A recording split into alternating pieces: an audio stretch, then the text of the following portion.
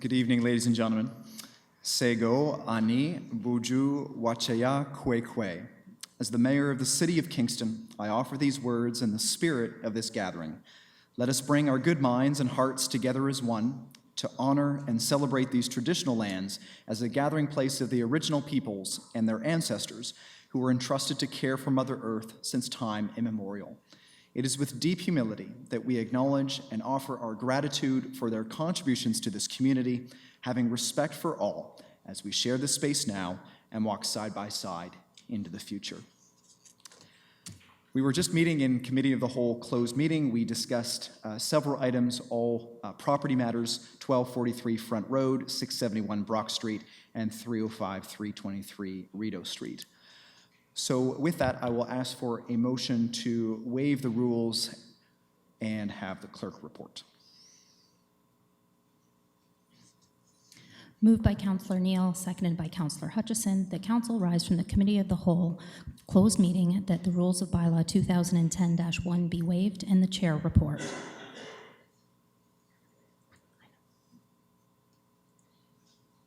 Please vote.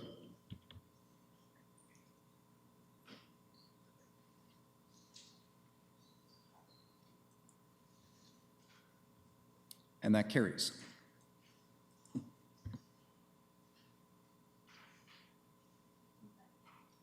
Moved by Councillor Neal, seconded by Councillor Hutchison, that the report of the Committee of the Whole closed meeting, that Council authorizes the Mayor and Clerk to execute an agreement of purchase and sale, and that any other documents in a form satisfactory to the Director of Legal Services for the purchase of 1243 Front Road in accordance with the directions and instructions provided to staff by Council when considering report number 16-284 at its closed session meeting of August 9th, 2016, and that a budget of $1.55 million for the acquisition of 1243 Front Road, including due diligence and closing costs, be funded from the Municipal Capital Reserve Fund to be repaid over time from the Natural Land Reserve Fund as funds permit.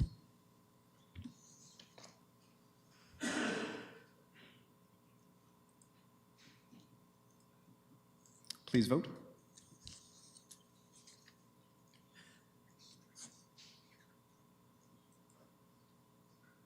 And that carries.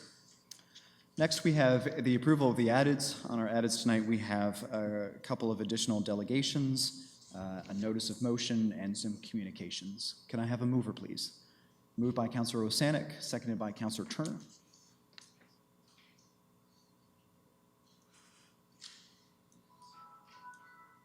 Please vote.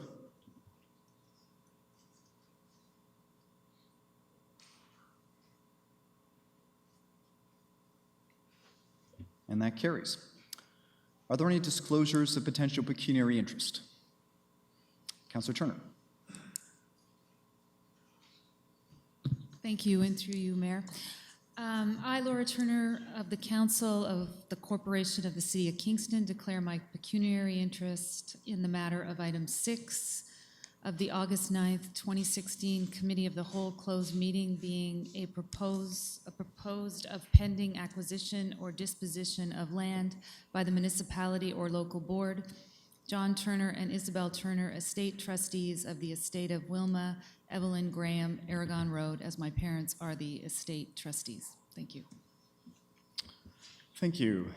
So seeing no other disclosures of pecuniary interest, we will move on. We have no presentations this evening, but we do have several delegations. Our first delegation is Monica Stewart, Kingston Frontenac Public Library Board Member and Chair of the Central Branch Renovation Committee, Susan Croswell, Project Architect, HDR Architecture Incorporated, and Dr. Carl Bray, Heritage Consultant, Bray Heritage, who will appear before Council and speak to Clause F of Report Number 86 received from the Chief Administrative Officer with respect to approval of an application for Heritage Permit 130 Johnson Street, which is the Central Library.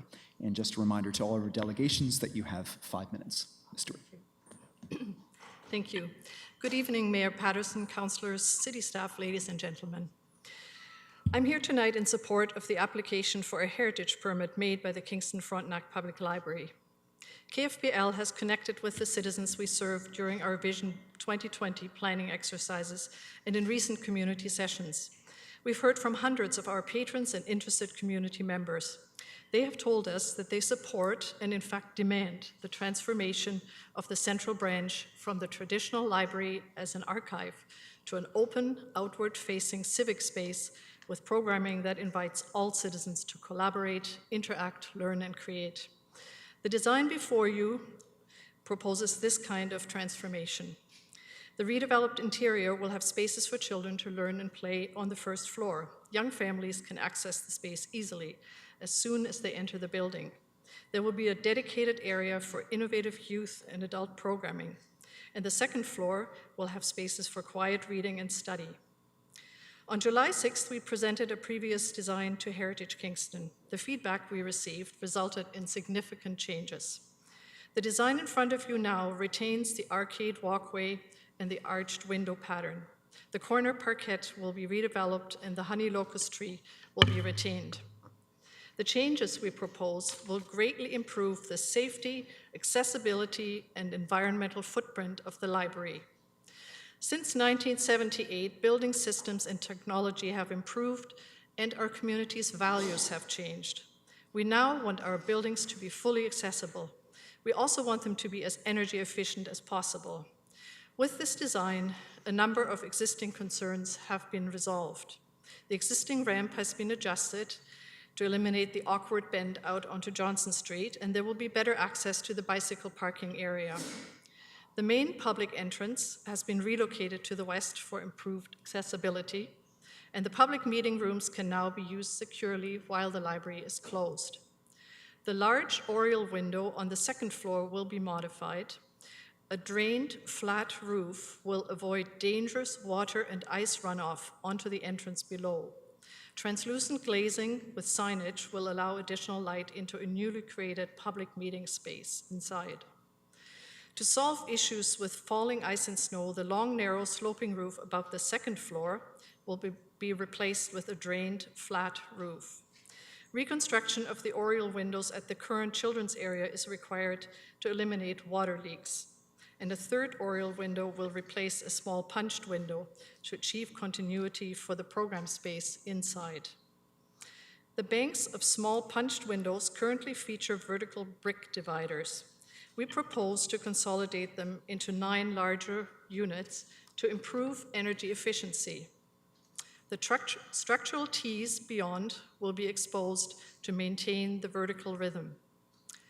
The city's own cultural plan indicates that the conservation district must take into account changing community needs and values. There needs to be a balance and perhaps some trade-offs. We believe we have achieved that balance working closely with the public, the Heritage Committee, our architects, and Bray Heritage. A big thank you to the city's planning staff for their tireless professional support. I hope you will be able to support the recommendations in the staff report to allow us to move forward with the project. I'm now pleased to call on Dr. Carl Bray, Heritage Consultant, to offer some remarks in support of our application, and also Ms. Susan Croswell, who is on hand to answer any questions that you might have. Thank you. Thank you. I was retained to prepare a heritage impact statement for this project. And it's an interesting project, as you know, because it's a hybrid property between an early to mid-19th century stone townhouse and a 1978 brick addition. And that hybrid nature is something that the design team has been working on all the way through. And as you heard in the previous remarks, significant changes have occurred to the original design ideas in order to bring them more into concert with some of the comments received from the public and also comments received from committee and from staff. It is, I think, an innovative approach to dealing with such a hybrid building because it also addresses the library's functional program in ways that also suit the policies and guidelines of the Part 4 individual designation and the Part 5 Heritage Conservation District designation. 30 seconds. There are various heritage attributes in the main building, the Bishop's building, very minor changes to that, to windows and to masonry. Otherwise, the small additions and alterations that you heard in the previous presentation. So the long and short of it is that in my review, both the individual designations attributes have been addressed and the policies and guidelines of the Heritage Conservation District Plan. Thank you very much. Thank you very much. Are there any questions from council? Deputy Mayor Stroud. Thank you, Your Worship. Thank you for the presentation, and thank you thank the team for the surprisingly reactive work that was done to, as you've just summed up, come up with the current design. Regarding the heritage aspect of the facade, which, as I saw from reading the correspondence on the matter from various members of the public and the Heritage Committee, what parts of the original facade of the 1978 construction are that are designated in the heritage bylaw are being altered at this point? Well, there again, the original designating bylaw was completed before the addition was constructed. So it deals only with the so-called Bishop's House. So in terms of that, none of those attributes are being adversely affected. It's basically masonry repointing and repairs to the windows, both in accordance with the masonry policy for heritage buildings and the heritage windows policy. So the changes that we see from the original design that was presented to where we stand now are essentially as a solution to the problem of the criticisms that were received from the members that well, you're correct. There was a wide range of comment made, and the current iteration that you see before you is a result of several design changes. What I feel it does, it emphasizes what I would call the heritage attributes. I had to come up with heritage attributes for the 1978 edition, and that's primarily the arcade and the fenestration pattern on the facade. It's an interesting modernist building in that, unlike many modernist buildings, it doesn't have a lot of glass on it. It's a wall-heavy construction, and many of the functional changes required are an attempt to provide more transparency as well as to make the exterior more thermally efficient. Thank you. Councillor Schell. Thank you, Mayor Patterson. I'm glad the architect is here. My question is about the windows. I was surprised that they are all being replaced. Is there anything that is going to be retained? I believe they are all windows that have wood surrounds interior-wise. So is the plan to replace windows with similar windows? All the windows are being replaced throughout the whole building, and the problem is the current windows are well beyond their age, and so the windows will be a narrow profile window. They'll be all fixed windows, so there'll be no operable windows. So any window that is operable now will be a fixed window because we're putting an all new mechanical electrical system in. So it'll be a sealed building. Thank you. And as to part 6, replacement of the banks of small punched windows on the first and second floors, there's a plan still in here to do quite a bit of alteration, but it sounds like you're already going to replace these windows. Why would you want to then replace them plus remove bricks and change the front? Ms. Croswell, I'll just actually ask you just to step forward, just to the mic, just so that everyone can hear your answers a little bit better. So the windows we're talking about are the to the right-hand side of the image. There's the three slim windows above the 3 sort of orangey-looking windows, and the small narrow windows below as well. And the idea from expansion joint to expansion joint, so across that facade, sort of from the left and the right of the bay windows, we're going to be replacing that brick anyways because that's the damaged brick. And we're going to be removing the brick from the top of the arches up to where we're extending the parapet to put a flat roof in, as Monica mentioned, to get, currently there's a sloping roof there. Ice and water falls off and falls right on the walkway up to the library. So because we're replacing that brick completely, we we have to remove the little brick verticals anyways. And as far as building tie-ins and keeping the building airtight, it's easier for us to just put a long, narrow strip. But what we're trying to do, what we are doing there is in behind the glass now, what we're doing is exposing the vertical tees of the slab. So it maintains the rhythm of the structure. It's just not in brick. You just see them sort of in shadow behind the glass. So we're maintaining the rhythm, but just in a slightly different way, and it keeps our building envelope nice and tight. Okay. Okay, seeing no other questions, thank you very much. Our second delegation this evening is Christine Siptovich, who will appear before council and speak to Clause 3 of Report Number 87 received from the Chief Administrative Officer with respect to Part 5, Ontario Heritage Act.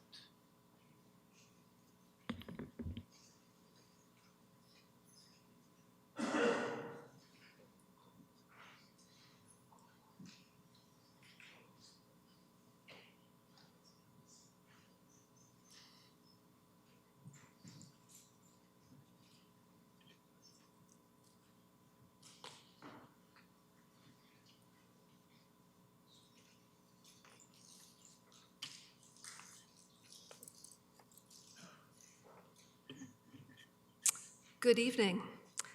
I'm addressing the consultation process pursuant to Section 42 of the Ontario Heritage Act. I'm president of the Berryfield Village Association, the BVA, an organization dedicated to conserve and protect the heritage of Berryfield Village, comprised of the residents and property owners in Berryfield. I'm also chair of the Coalition of Kingston Communities, an organization of close to 20 community associations from across the city, whose mandate is to improve the processes of civic engagement and accountability of City Council and city staff in order to further the well-being of Kingston. I'd like to express, on behalf of both the BVA and the Coalition, opposition to this change in procedure in the city's consideration of alterations in heritage districts, and in particular argue for the continuation of the role of the citizen watchdog, Heritage Kingston, in making recommendations to Council. I have 10 points. 1, applicants benefit enormously from the expertise and experience of Heritage Kingston. It will disadvantage owners of heritage properties who are in need of support and guidance for the city to end the very helpful practice of providing an opportunity for members of the public to participate in open discussion with the committee about how best to fulfill their duty of stewardship of the city's heritage resources. 2, there's been a lot of discussion in the city about democratic engagement. Depriving a committee of the opportunity for open dialogue and decision-making in this unaccountable fashion is a step backwards in the democratic process. 3, this change was put into effect without consultation with Heritage Kingston, without consultation among Kingston's thoughtful and engaged heritage community, without consultation with stakeholders in heritage districts, and as far as I know, without consultation with Council until today. 4, unlike members of the committee who are volunteers, unfettered by any career considerations, city staff whose jobs are often on the line are subject to pressure, particularly from pro-development forces in making their recommendations to Council. I am sure staff do not relish being given the task to say yay or nay about alterations in properties in heritage districts, given the inevitable political pressure they will face. 5, Sydenham was made a heritage district after an enormous community effort and a great deal of time and resources with the aim to better protect its heritage resources. It's a tragic irony that it turns out that heritage protection in Sydenham would have been better off without the district designation. 6, it's no less a sad irony that we in the BVA have been working tirelessly to produce a robust heritage plan that it turns out, by its very existence, disqualifies Berryfield from getting adequate guidance and making changes to properties in the village.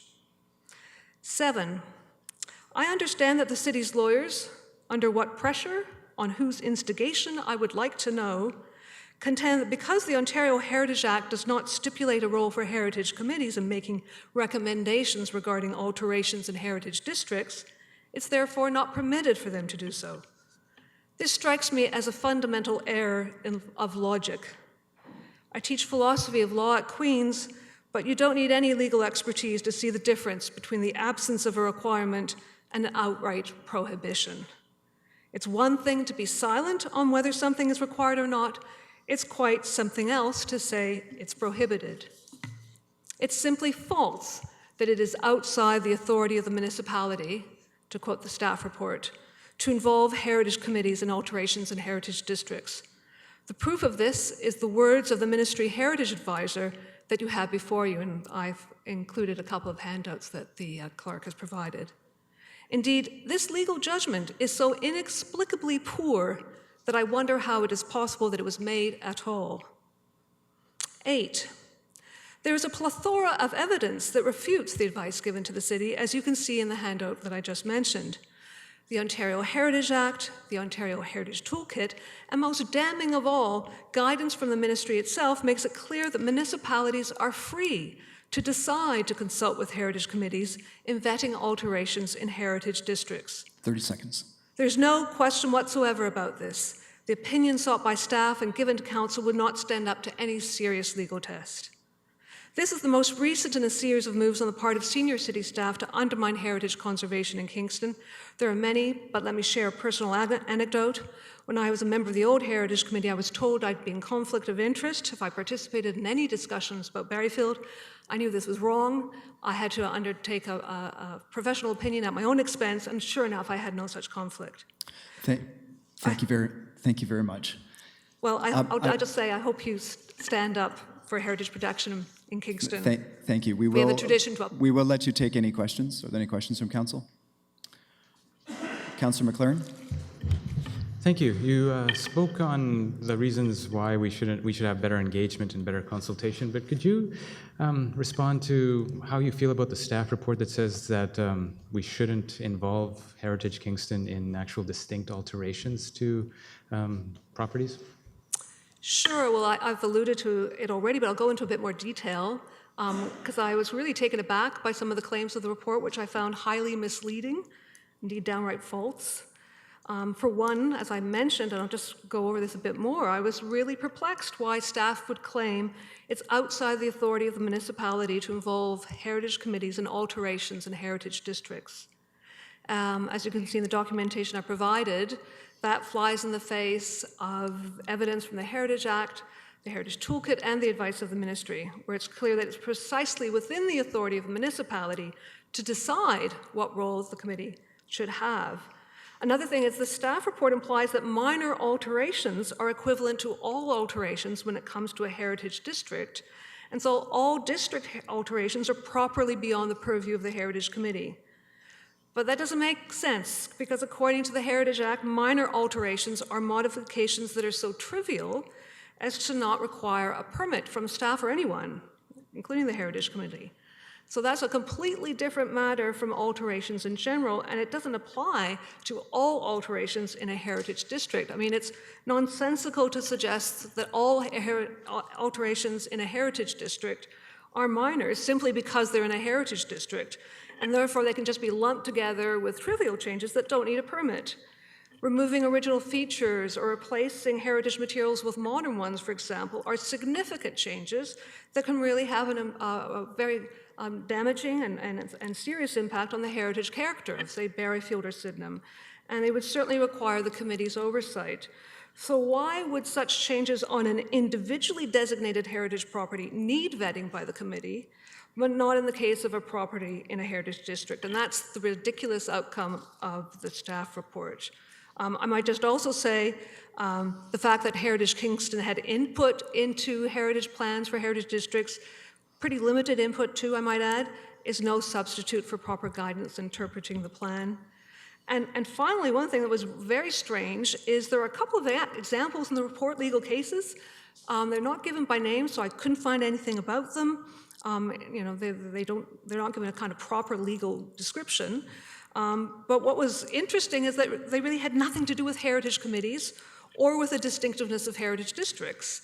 Both of them involved municipalities unduly burdening a homeowner and were deemed, quite properly it sounded like, beyond the authority of council.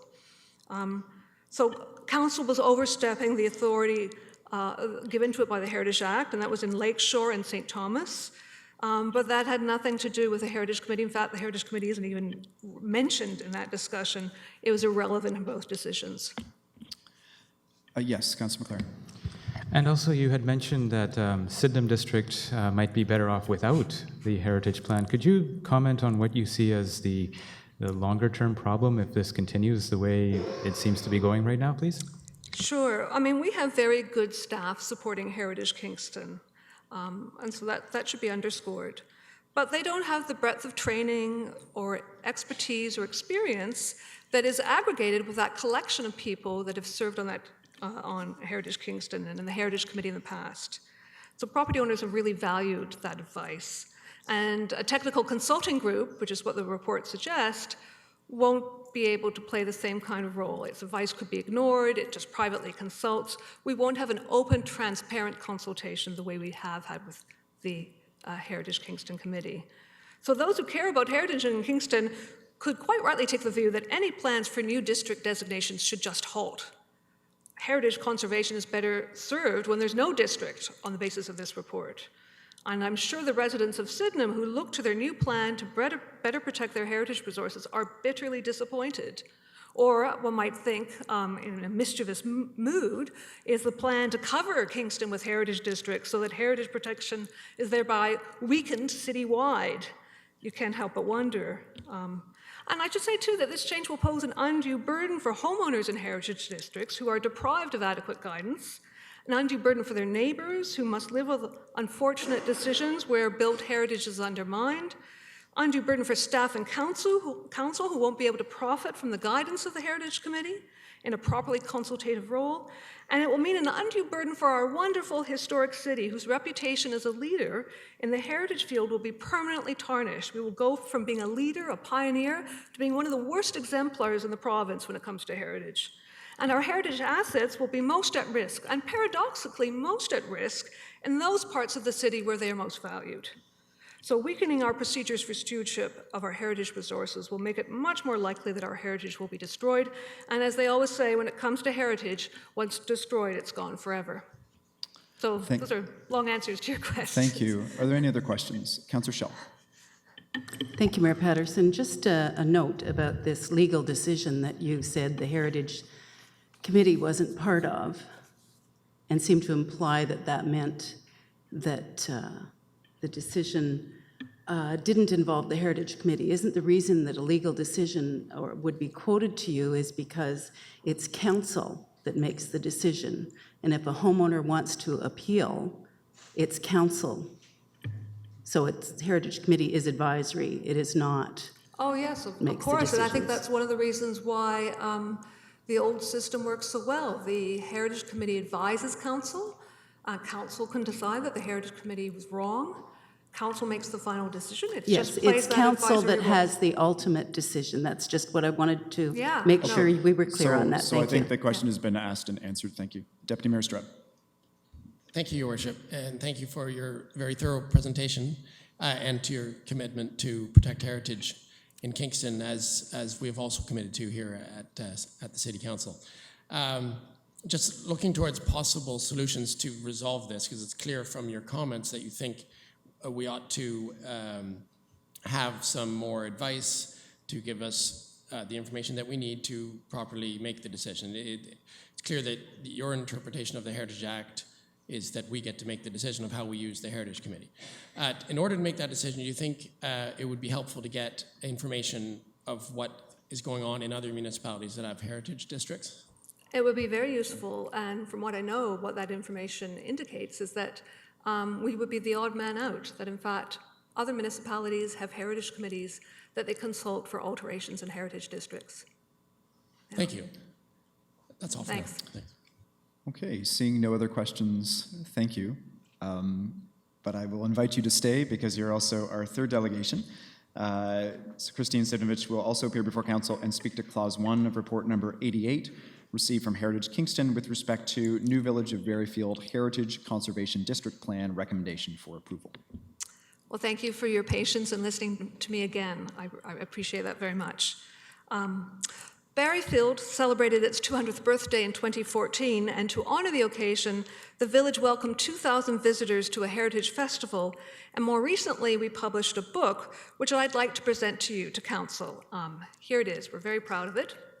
It's inscribed for Kingston City Council, Stewards of Berryfield's Heritage, with appreciation, the Berryfield Village Association, says that inside. Designated in 1980, Berryfield is Ontario's oldest heritage conservation district, setting the standard for heritage protection across the country. According to the Canadian Register of Historic Places, Berryfield has retained much of its 19th century historic character due to its designation. And Berryfield is a gem of historical preservation, with its stone church, heritage houses, uninterrupted vistas, grasslands, and the original grid street pattern intact. Residents of Berryfield live by the philosophy of stewardship, adhering to heritage strictures and any changes they wish to make to their homes. Kingston is at a crossroads in its role as heritage pioneer. On the table today is a new Heritage Conservation District plan for Berryfield. Will it provide robust protection of Berryfield's heritage resources and support the village's residents, or will it fail in this important task, opening the door to unsympathetic development? The BVA believes the new plan fails to provide adequate protection of Berryfield's heritage. We're grateful for the city's openness to discussion so that this version is an improvement over earlier ones. However, we're frustrated that the consultants and staff have refused to take up key recommendations and with little or no rationale for doing so. And I'll draw your attention to the three most important issues. One, the heritage value of open lands. We've made the same argument over and over and again in more than 60 pages of careful analysis and feedback to all four previous drafts of the revised heritage plan. That is, that in keeping with the 1992 plan, there should be recognition of the heritage value of important open lands, the Horton School property, the D&D lands, not just protection of historic views. Frustrated with the lack of take-up from the city and the consultants, we commissioned the highly respected heritage consultant Andre Scheinman, who worked on the Sydenham plan, to advise us on the heritage value of the village's open lands. In his excellent report, which you have before you, he was adamant that these lands are crucial to the village's heritage character. His input continues to be ignored.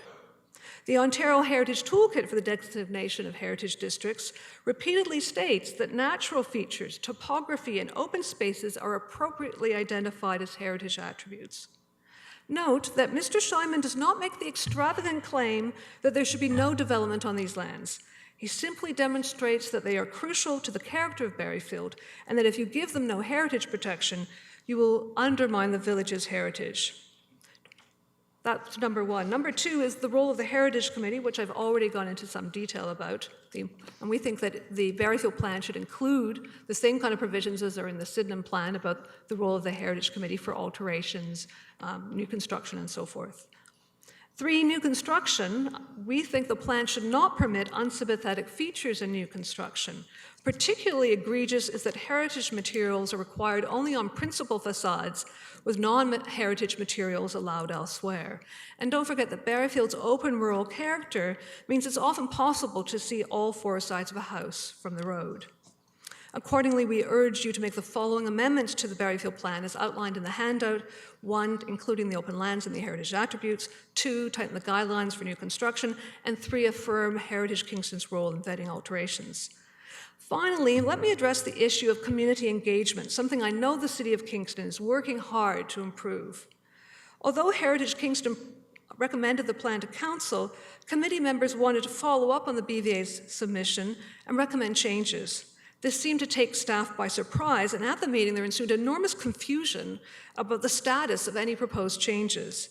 In the end, I think the committee believed their task was only to recommend the plan and pass along suggestions for revisions. But a document like this should have buy-in from the community. You'll remember how local residents welcomed the heritage plan for Sydenham 30 seconds. and its protection of their heritage resources. It would seem a tragic irony that Berryfield, the oldest heritage district in the province, is saddled with a plan that goes against the community's wishes for strong heritage protection. Most deputations of private citizens seek the relaxation of strictures. We, in contrast, are calling for strong heritage protection to ensure that Berryfield's heritage integrity is conserved. And what an opportunity for Berryfield to be continue to be a leader with Kingston at its side, defending its heritage. Thank you very much. Thank you Are very there much. any questions for the delegation? Seeing none, thank you. Okay, thank you. Thanks a lot for your Are patience. there any other delegations to be added this evening? Councillor Neal. I have two names that I've put forward, and I believe that they're ready to go on the board. And the one is Warren Mabey, and the other is John Clements, and both are to speak to there we are, So, to Councillor speak to the Brock Street Park Are they two separate development. delegations, or are they speaking as one? Two separate. Two separate delegations. So the first, okay, is a motion to waive the rules to add Warren Mabey, and this is to speak to, so report number 87, clause 1. Okay. Okay, just a note to council, it requires 2/3 to pass, so we will call the vote. Please vote.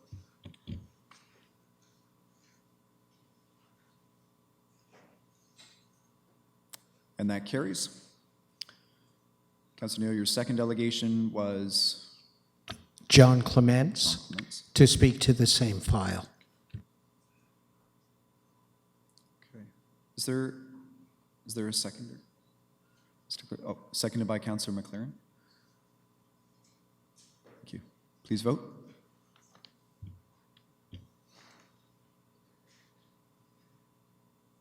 And that carries. Councilor McLaren? Thank you. May I also ask that the bylaw be waived in order to allow Shirley Bailey to speak to clause number 3 of report number 87, part 5 of the Ontario Heritage Act, please?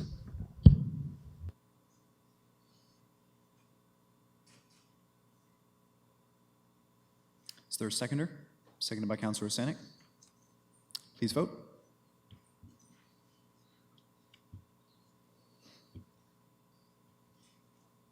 And that carries.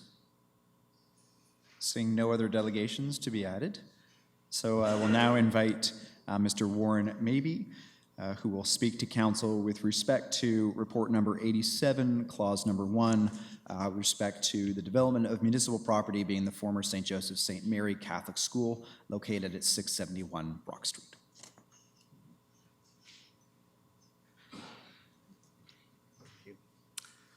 Thank you very much, Mr. Mayor, Mayor Patterson, members of council, city staff, and members of the public. My name is Warren Mabey, and I'm happy to be able to talk to you about this issue. I wear a couple of hats. The first is that I'm a homeowner. I own the property at 260 MacDonnell. That is the property that abuts the Sunnyside Community Garden and is directly adjacent to the land parcel that we're talking about. The second is that I'm the head of the Department of Geography and Planning at Queen's University, and I know a little bit about the planning process and maybe what we can expect. With respect to the first, as a homeowner in the area, I was very glad when we heard that the city was considering purchasing the former school. We had been concerned for some time that that school space would be lost, that we would lose both the opportunity for recreational areas, that we would lose some of the services that it's providing to the community. And I can tell you as somebody who lives right next door that the area is very heavily used at certain times of the day. We have dog walkers, we have children that play on the remaining swing set. We have people that use the property to play soccer and baseball and sports like that. So this is a property that is being used, and it is, I think, in demand within the neighborhood. Currently, the way that the school is configured, the school runs along Napier Street. There is a playing field in the back, there is a fence, and then there is the Sunnyside Community Garden and the hydro utilities building, which is right next door. The proposal that came forward on the weekend, and this was the first that I had seen of the, I guess I'll call it the proposed plan for the site, has set aside essentially the area that is currently a playing field for private housing development or private development. And I'm not a NIMBYer. I am not against development in the area, but it seems to be the wrong place to put any development that comes into this area. The site also would include some affordable housing, which I think is great. Again, this would be on Napier Street. The parkland that remains on the site is roughly a quarter of the site that has been purchased. Now, while I applaud the addition of parkland in the area, I think that the parcel of land that's been set aside for the park is probably not the right parcel on the overall piece of land. I think that there are smarter ways that we could utilize this parcel of land. And again, I am not against some development on the site. So I don't want you to get the idea that I'm looking for a little bit of paradise in the city surrounding my property.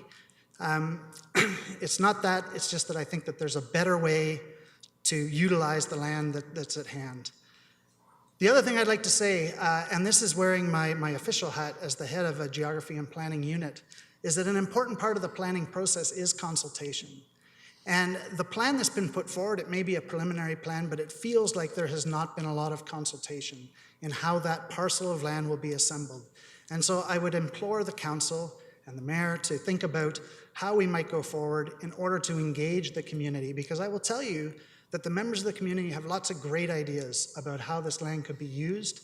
I think it can be a real benefit, a real asset to Williamsville and to Kingston. And I look forward to using it for many years. So that's my presentation. Short and sweet. I didn't have time for an overhead. Thank you. Thank you. Are there any questions? Councillor Schell.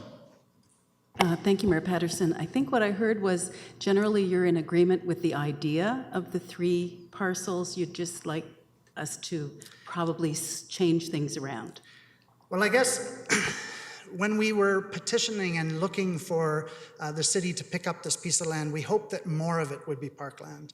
And so I won't say that I think that the balance of land use is correct. But in principle, I am not against the use broken down into some private, some affordable, and some parkland. I think that's fine. Thank you. Councillor Neal. Yes, thank you. I guess that what I've heard, and I know you spoke to me regarding this, the actual location of the proposed parkland in the proposal before us, Yes. fronts on an arterial road. Would you like to comment on what you think of that? Well, what I've observed over the years of how that land is used, the current field, there are children playing soccer games or baseball games, playing on the play equipment. I think that families would be much more comfortable having the children a little bit away from the arterial road. I understand that in some planning circles there's value put on placing a park right out in plain sight, you know, getting it right on that front street. I would argue that it is in plain sight when you look at the frontage that the Sunnyside Garden has. I think that there are ways that we could make that park very public and very inviting, very safe. I think that putting it on the corner is probably going to create a park that doesn't get used very much. And the reason I say that is that it is busy along Brock Street, particularly in the evening when kids might be out playing. There are other corner parks in the city, or parkettes, and you do not see them heavily used the way that we see other parks used. I think that a park that would be located in the middle of the block would be much more heavily used by people in the neighborhood, particularly children, and that it would be safer. And would you like to comment on potential benefits for an enlarged park mid-block as far as the community garden goes, which I know you're engaged in? Certainly. So for the council's knowledge, my wife has been an organizer and a community gardener in that Sunnyside Garden space for years. I often mow the lawn, so I'm very familiar with the Sunnyside Garden and in between the beds. The expansion of parkland behind Sunnyside, so extending back towards Napier, would give the opportunity to potentially expand the community garden or to reorganize the community garden so that it makes better use of the space that's available. I think that there's a lot of room for mixed use on the site. What I see in my head, and this is just for your knowledge, would be a playground, garden area, and potentially a dog walking area, because those are the three heaviest uses that I see on the land. And I see real benefit in combining this together. You'll have one bigger park that is much better used, much more effectively used than two smaller parks separated by buildings. Thank you very much. Thank you. Deputy Mayor Stroud. Thank you, Your Worship. You may not have heard this question before, but I'm interested in your opinion. I've heard this proposed, the idea of reclaiming part of Napier Street to join whatever park goes in this space with the existing garden park at Churchill. From a planning perspective, what do you think that does to the grid system and access and so on? Well, I think that it would create a pretty interesting feature within Kingston. You'd almost end up with something like a mini Central Park, you know, something where you could do a promenade essentially over 1 to almost 3 blocks of city space when you think about it. I don't know if that's kind of an essential piece unless we really could, link up all these pieces of land. I think that the advantage to doing so is simply that we are seeing a lot more people moving into the Williamsville area. Not only do we have young families coming in, I would say particularly north of Brock and in that kind of northwest corner, but we're seeing more students. And some of the students are very engaged in things like the community garden. So I think that this would become a central meeting point.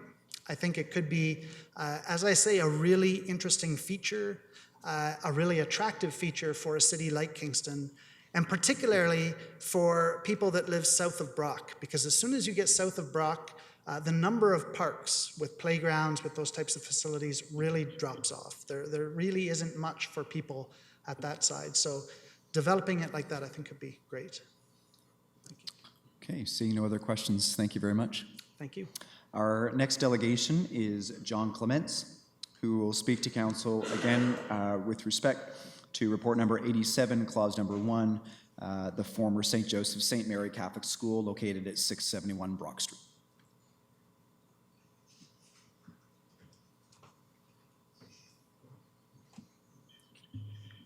Mr. Mayor, members of council, ladies and gentlemen, thank you very much for relaxing the rules to allow both myself and Mr. Mabey to speak tonight. Appreciate it very, very much. Unfortunately, I didn't learn a lot about this proposal until I got an email last night at 8:57. And so I haven't had an opportunity to totally read the report and digest it to get into the details. However, I would like to speak to you about the process involved. As you can speculate, today the neighborhood has been abuzz with word about what has been proposed for this particular area. So what I'm basically doing is I'm appealing to council to defer or to table any specific motion until they've had an opportunity to do either a community visiting exercise or to hold a series of public meetings and to get the input. Mr. Mabey has already talked about potential for other ideas from the neighborhood, and they've been talked about, whether it's the closure of Napier Street, the type of park that they want there. For example, do they want children's things there, or do they want a continuation of the flower park that's there? These are all things that I think that have to be talked about. There's a number of reasons for asking for a deferment. First of all, I don't think anybody in the neighborhood knows that this is on council tonight, aside from those people that still take the Whig standard. Last October, at a meeting hosted by the councillor for the area, the parks person did mention that they knew about it and they would be preparing plans. And the inference was that it would come back to be done in the same way that they were discussing the Victoria expansion that night. The same way that they had discussed the Memorial Center works. The same way that they were doing with the convent on Wright Crescent. All of those came to the neighborhood and they were given the opportunity for input. at those times. Secondly, in December, over 300 people with only 1 week's notice just before Christmas presented a petition to council requesting that it be parkland based upon one big fact, that the Sunnyside District, based upon a park analysis developed in 2011 and using the census, said that this area, including the area just south of Johnson Street in Sydenham Ward, is the area that is the most deficient in terms of parkland per capita, significantly less than most of the suburbs, for example. And there are very, very few opportunities to get new parkland in this area. I know you're debating one on Princess Street, but other than that, I can't think of a single amount of land that would be available to boost that up. And we're not talking a little bit, we're talking a lot of deficiency. The OMB, if you remember in its ruling, said that you should consider students. You add students in, and that deficiency becomes such that it is very significant in terms of that deficiency.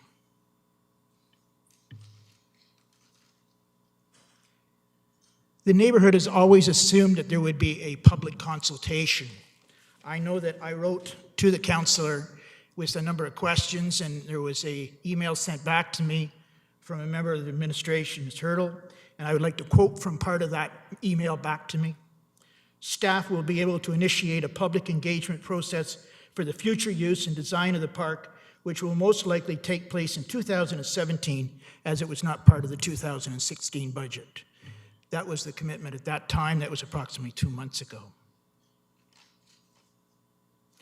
Speaking as an educational planner, and part of my background, I was the planner for St. Lawrence College and the Limestone District School Board for 26 years, so I was intimately involved in many of the schools, both closures, more closures than anything else, and a couple of new schools.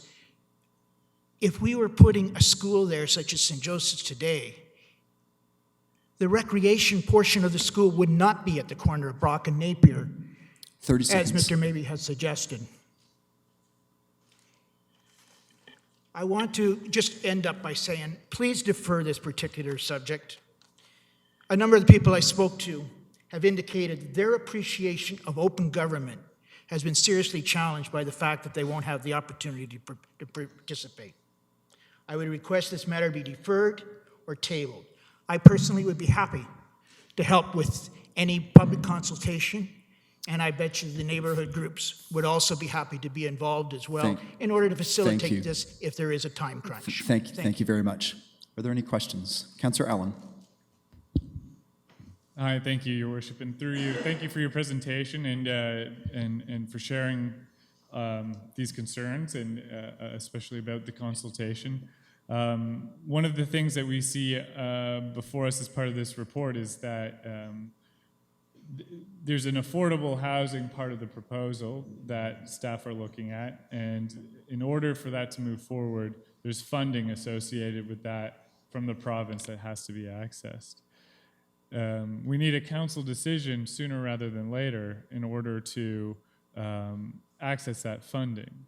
However, the layout of the site and the parkland itself could probably still be consulted on even after we make a decision tonight. Would that be something that you and your neighbors would be okay with as a balance? First of all, I'm speaking for myself only at this particular period of time. Secondly, in regards to, I think you got to understand that the proposal before you tonight indicates approximately 2,300 square meters of open parkland. Mm-hmm. Okay? Currently, there's 2,800 square meters.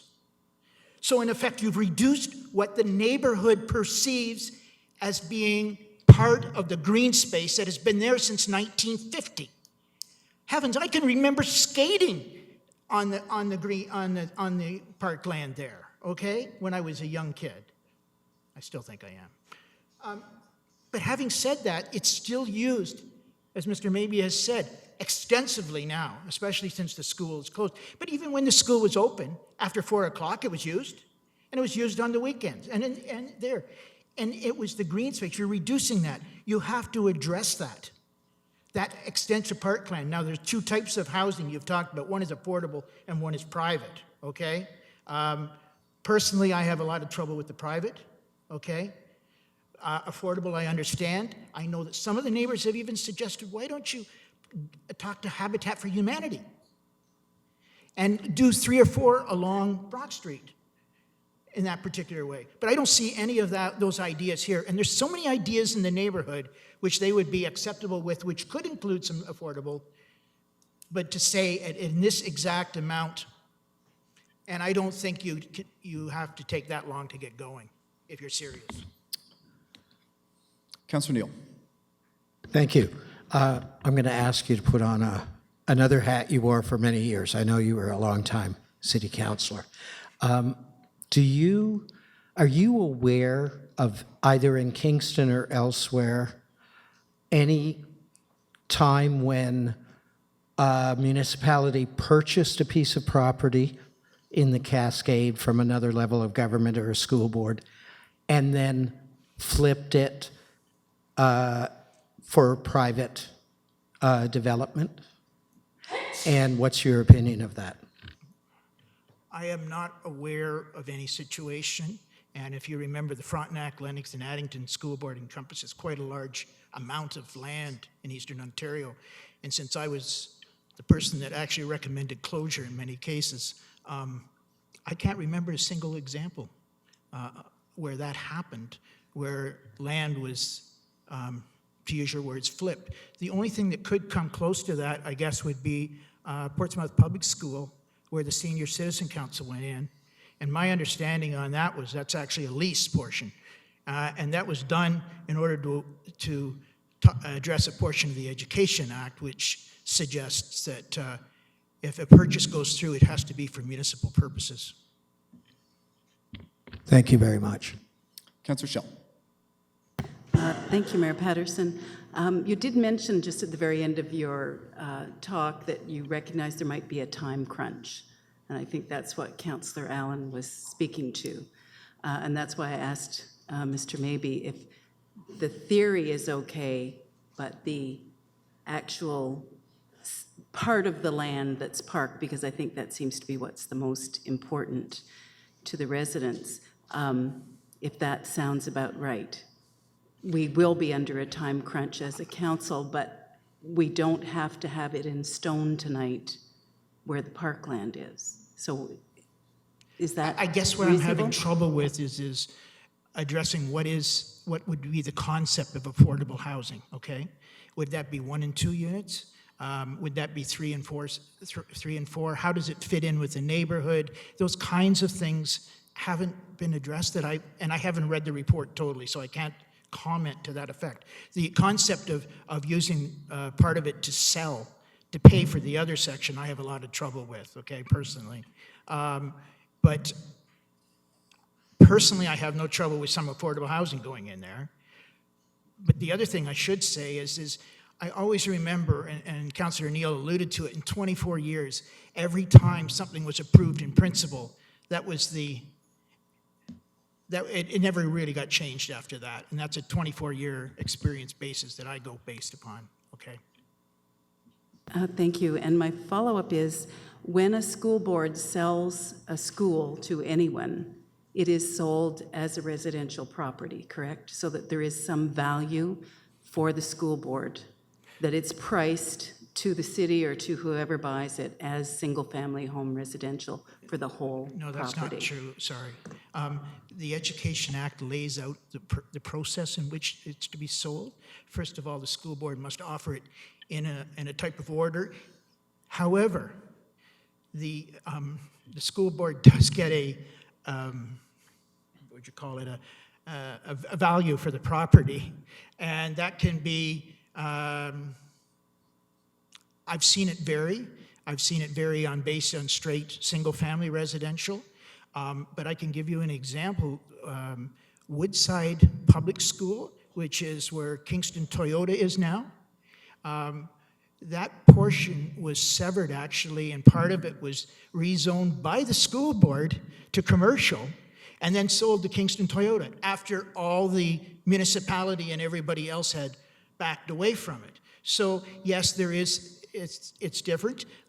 When King's Court Public School was sold, it was sold, I believe, as open space at the time. I may be wrong. This is going back before my time even, okay? 1975, I believe. And McDonald School was sold in accordance with the zoning for that particular area, which I believe, I guess it was medium density I'm not sure exactly. So it's different depending upon the area. Okay, thank you. Seeing no other questions, thank you very much. Thank you. Okay, our final delegation this evening is Shirley Bailey, who will speak to council with respect to Clause 3 of Report Number 87, with respect to the Part 5 Ontario Heritage Act.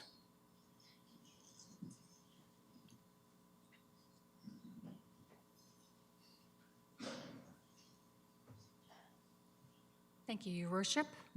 Thank you, Council, for allowing me to speak tonight. I really appreciate the opportunity. My name is Shirley Bailey, and I'm president of the Frontenac Heritage Foundation.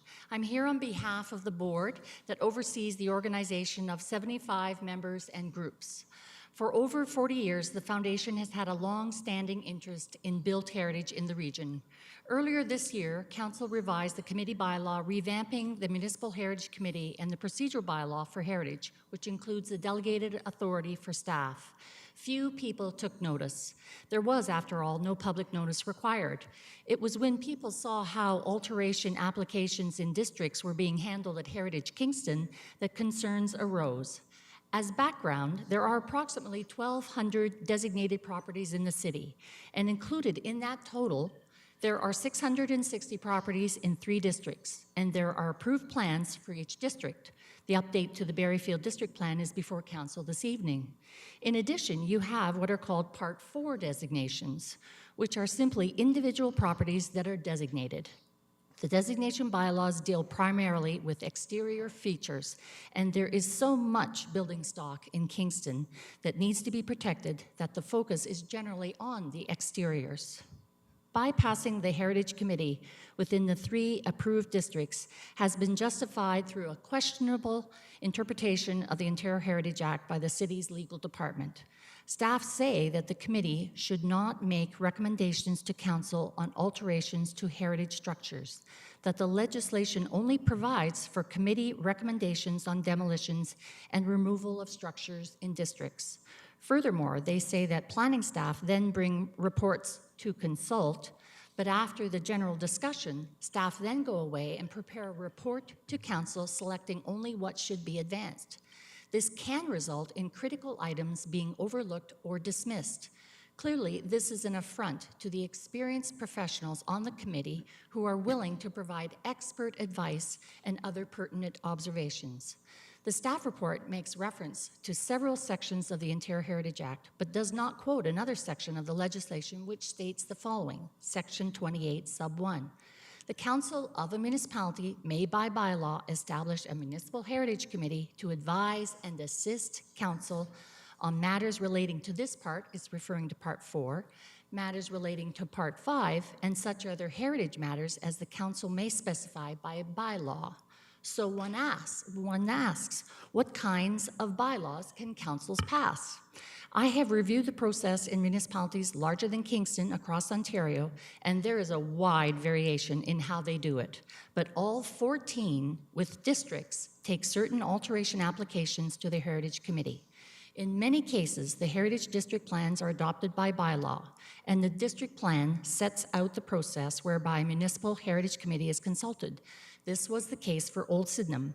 4 municipalities do this, and therefore they do not require any other bylaw. That's Markham, Vaughan, Windsor, and Richmond Hill.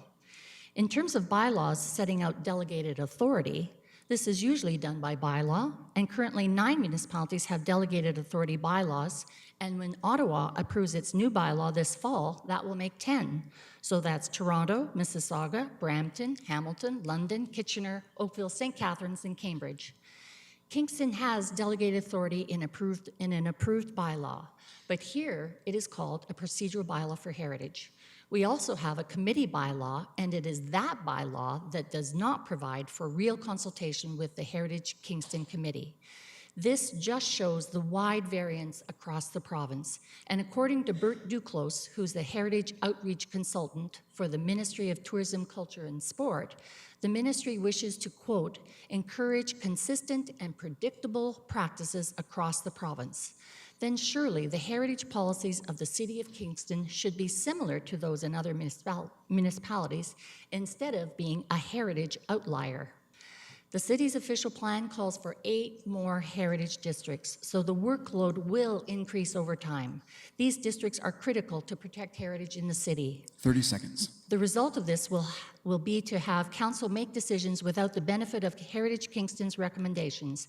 As mentioned, I reviewed the process in municipalities larger than Kingston that have approved district plans, and all 14 take certain alteration applications to their Heritage Committee.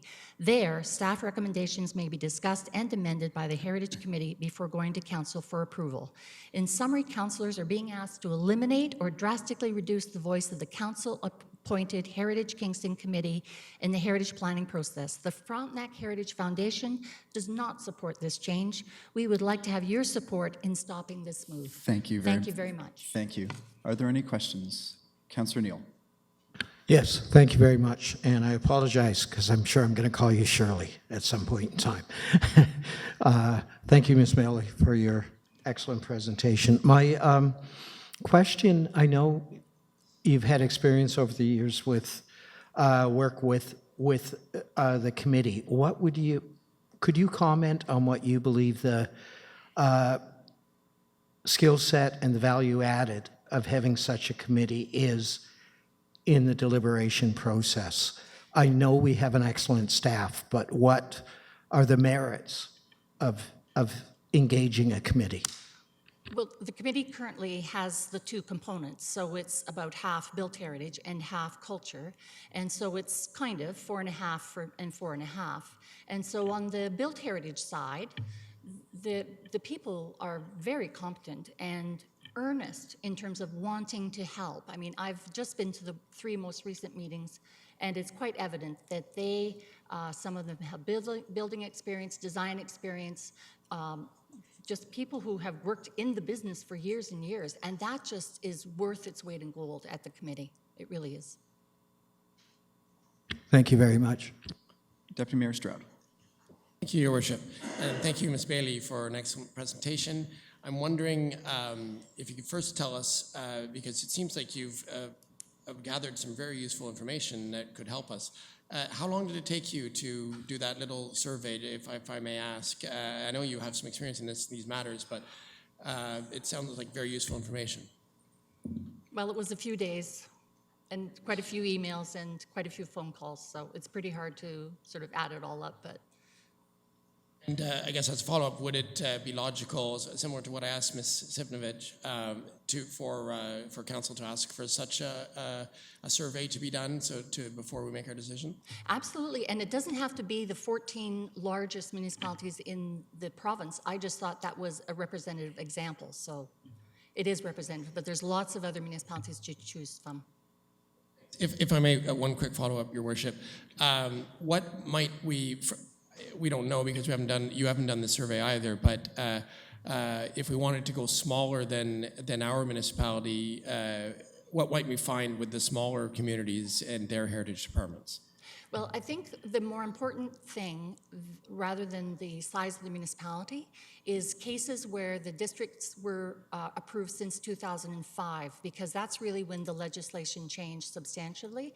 So I was really trying to get what I would call a representative example, and these all have districts that were approved since 2005. So that, I think, is more important than the actual size of the municipality. Thank you very much. Thank you. Thank you. Councillor Allen. Thank you, Your Worship, and thank you, Ms. Bailey, for your presentation. Appreciate some of the things you've shared with us. I guess for me, the big question I have is, you mentioned that in all of these municipalities, certain applications go through their Heritage Committee. Are there sort of some defining trends in what those certain applications, because not all the applications in a heritage district go through, I guess, but some do. So how do you define that? How did those municipalities sort of identify those? If you could give us some of the things that you may have noticed. Right. it's interesting because earlier there was a mention of the fact that the legislation refers to minor alterations. So when you do a district, you have to set out the minor alterations. Those don't need a permit. But then what you get with some municipalities, they do a kind of a major minor. They describe, what's major, what's minor, even beyond the minor alterations. The other interesting thing for a number of the municipalities is there are bump ups, similar to what you see on planning committee here. So, for example, if a staff person, in other cases, the district councillor has an opportunity to bump an application up to the heritage committee if they feel that it's contentious or complicated or something like that. So that I thought was an interesting thing that we've not done here in Kingston. So I have done that sort of grouping, but it's there's quite a variety across the province in how they're dealt with. And it was really interesting that the ministry takes the position that it's whatever works locally, that's really what you should be looking at. Thank you. Seeing no other questions, thank you very much. Thank you. Okay, so moving on, we have no briefings tonight. Are there any petitions to present? Councillor Holland? Thank you, Your Worship. I have a petition to present. It bears 205 signatures. It reads, to Kingston City Council, whereas MC Townhomes, Inc. has submitted a proposal to build 116 stacked townhouses on 70 Barbara Avenue, whereas Frey Street was never developed to handle the flow and the projected congestion onto a main traffic route such as Division Street, whereas the community strongly opposes the proposal to change from low density of 49 townhouses to high density of 116 stacked townhouses, we, the undersigned, ask that a traffic study needs to be done and that council oppose the 116 stacked townhouse proposal. Thank you. Councillor McLaren? Thank you. I have before me a petition having 244 signatures addressed to Mayor and Council of the City of Kingston. We, the undersigned electors of the City of Kingston, petition to have Council reconsider the committee bylaw governing Heritage Kingston to ensure that all alterations, applications in our heritage districts, with the exception of those covered by delegated authority, come to Heritage Kingston for consultation and recommendation to Council. For more than 40 years, Kingston City Council, the heritage buildings of Kingston, and their owners have benefited from the expertise and number of committed and knowledgeable volunteers. In March of this year, Council approved changes to 2 bylaws affecting built heritage. This resulted in changes to the Municipal Heritage Committee's structure and function. The justification for this was an unusual interpretation of the Ontario Heritage Act offered by legal advisors to the city. The outcome is that the City Council no longer receives the benefit of Heritage Committee recommendations for alteration applications to any of the 660 properties in the Berryfield, Sydenham, and Market Square Heritage Conservation Districts. In this province, it is the practice of all 14 municipalities larger than Kingston that have district plans in place to send specific alteration applications to their Heritage Committee for a recommendation to Council. The Ministry of Culture, Sports, and Tourism verifies and supports this practice. Thank you. Thank you. Seeing no other petitions, we will move on. We do have one motion of congratulations, moved by Mayor Patterson, seconded by Deputy Mayor Stroud, that the congratulations of Kingston City Council be extended to Abby Tripp, who will be representing Team Canada at the 2016 Paralympic Games in Rio. Abby, the first Kingston swimmer to represent Canada in a Paralympic Games, will be competing in the 50, 100, and 400-meter freestyle, 100-meter backstroke, 100-meter breaststroke, and 200-meter individual medley. Good luck, Abby. With that, we will call the vote.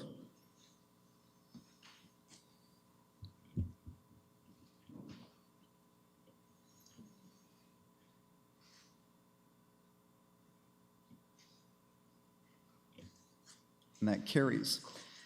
We have no deferred motions this evening, so I will ask next for report number 86 from the CAO. Moved by Councillor Turner, seconded by Councillor Osanek, that report number 86 from the Chief Administrative Officer consent be received and adopted. So there are clauses A through L. Would anyone like those items separated? Councillor Schell. Thank you. E and F, please.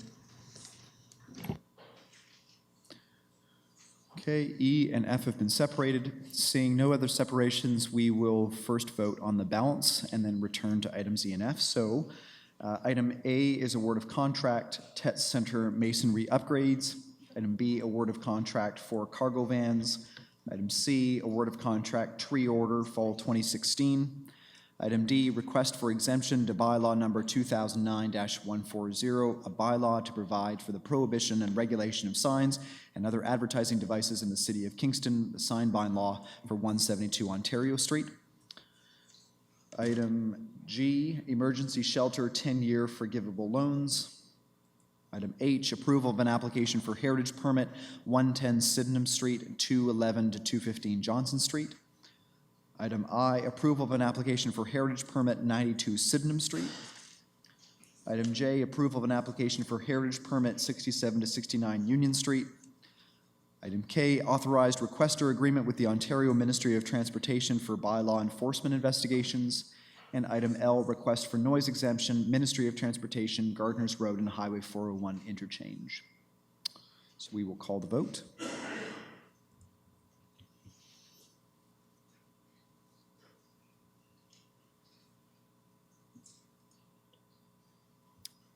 And that carries. So, returning back to the items that have been separated, first we have item E, notice of intention to demolish 1572 Sunnyside Road. Councillor Schell. Thank you, Mayor Patterson.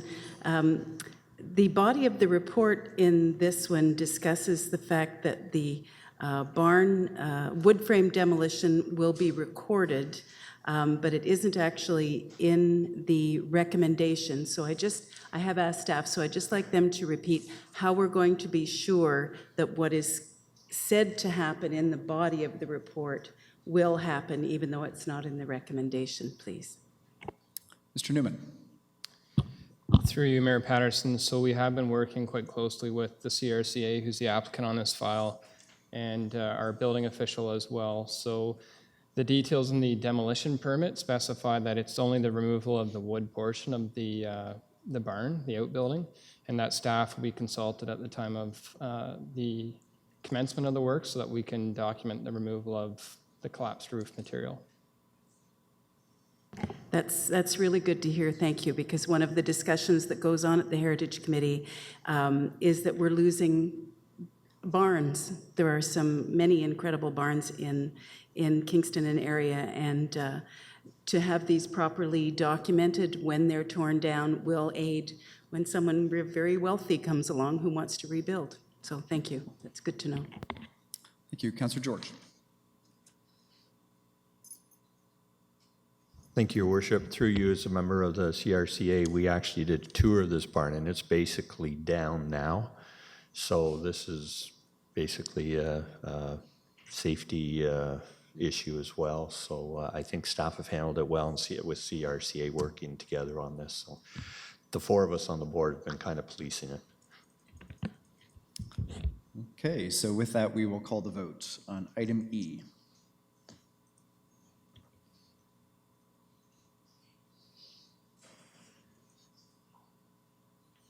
And that carries. And item F, approval of an application for heritage permit 130 Johnson Street. Councillor Schell. Thank you, Mayor Patterson. First, I'd like to say that I have gone to libraries all my life. I love Kingston libraries. I think they are one of the crowning glories of Western civilization, if I can go so far, because it's free. All the information you need is free. I mean, I think that was just inspired when it started many years ago. So a library is gold. Where things fell apart for me was the heritage permit process and the change to a building that I had admired since it was up. The city actually spent money to have a building designed, which doesn't happen always. We see lots of buildings in town, but this one is absolutely unique. So I was really surprised at the changes proposed, and I'm really pleased at how things have evolved to what we're seeing in this application. The one thing that has bothered me now that we're at this point is it had been that all the windows were being replaced, and one of the things we don't get in these kind of reports is why. So it didn't say that they were single pane windows that were falling apart or that the sashes were falling apart. But it's in here, and that's the way it's going to go. The one that I am really concerned about is the replacement of the banks of the small punched windows on the first and second floors. There was nothing in the report about brick deterioration.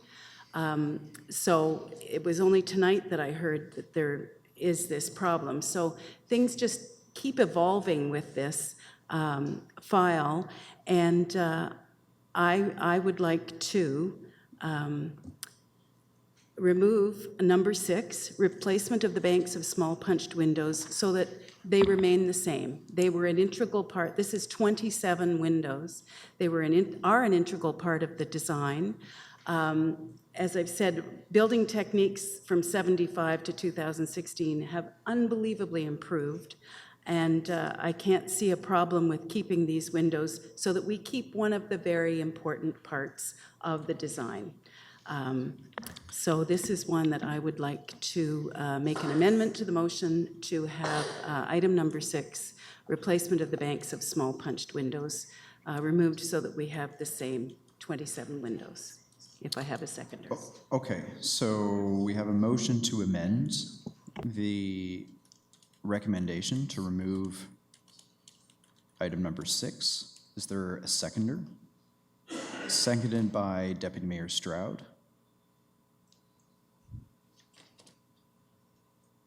Any discussion on the amendment? Councillor Holland. Just a question. Is it possible to have one of the diagrams up for everybody to have that view? Does the clerk have that image that we saw in the presentation earlier? Do we have... The image of the facade Do we with have the a window? picture, or just so that council understands exactly what it is that's being amended?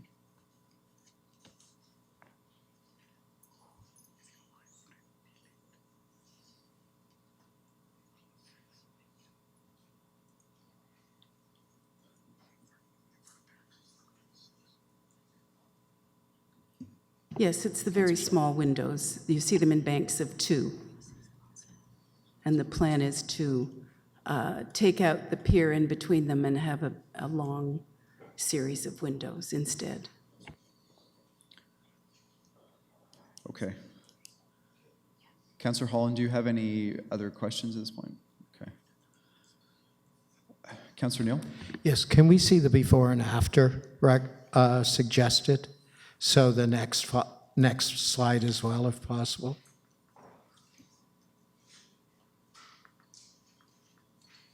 Sorry, make work project, there we are.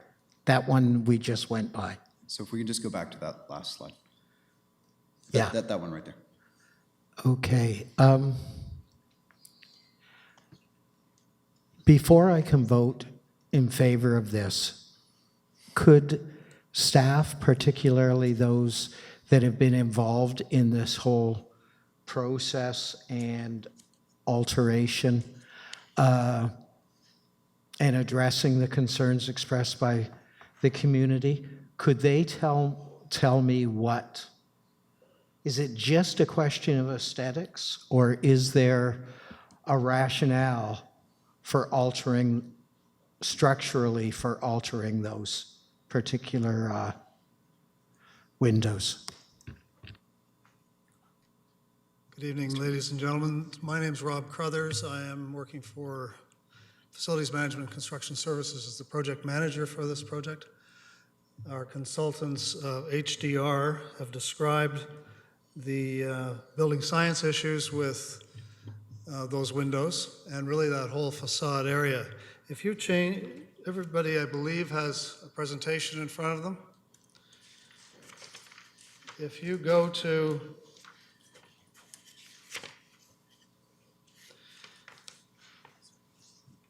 it's option EB on the bottom left, and there is a colored version of just the section you're talking about. I was told there's a mouse or something that I can point with here. On the far right-hand side, you'll see 6 arches with windows above in both photographs. I hope I'm still being able to be heard.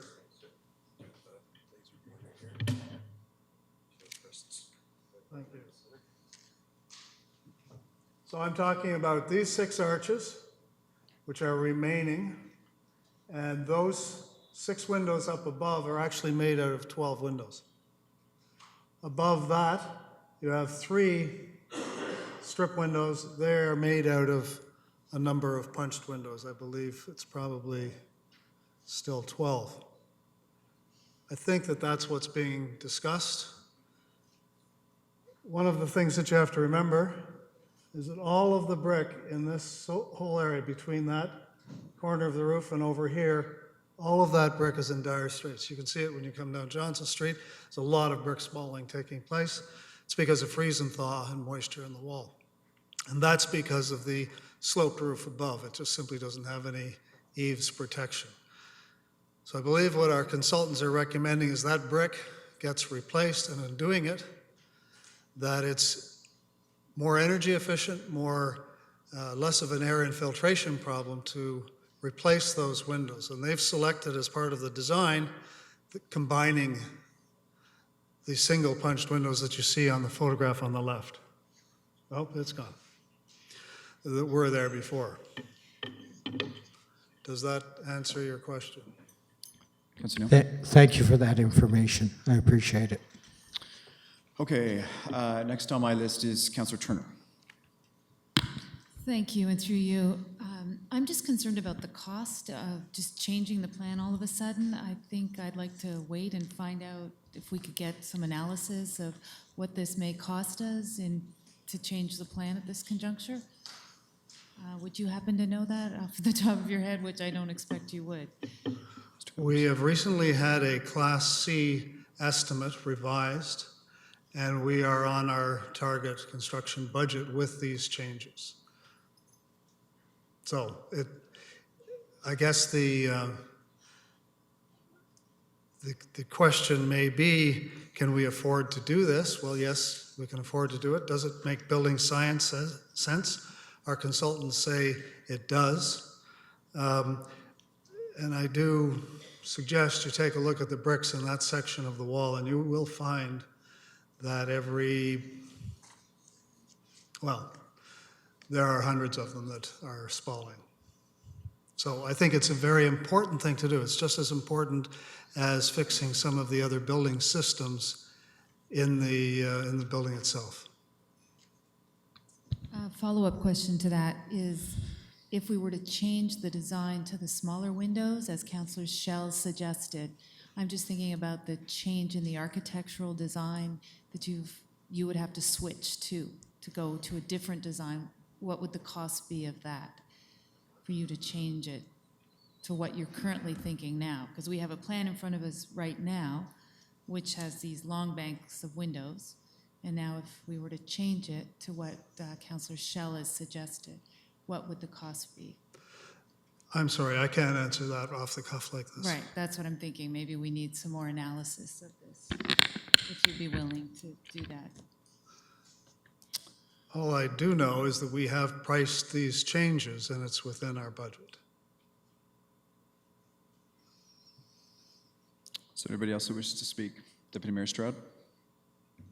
Thank you, Your Worship. I'm going to, if you indulge me with a question, Mr. Crothers. So the change from the windows that Councillor Schell would like to retain to the new design with the larger window panes, but it also mentions the arch T's remain in behind, which is a structural feature. That's not a change. That's the original structural feature that exists behind the windows as they are now, those structural T's? That's correct. The windows that are there now, we have what's called a double T, and it has 2 verticals and a platform that goes across. So that's why it's called two Ts together. The windows are in between those verticals. So if you have two Ts next to each other, there's one in between the two Ts as well. So in fact, and because of the design of the Ts, it's not a square opening, it's a round, curved, tapered opening, and it's very difficult to put a square window into a strange shape. So I think that that's one of the origins of this whole technical aspect. I know that the windows that are there are operable windows, wood sashes, they blow open in the breeze, they leak, and so there are technical challenges with it.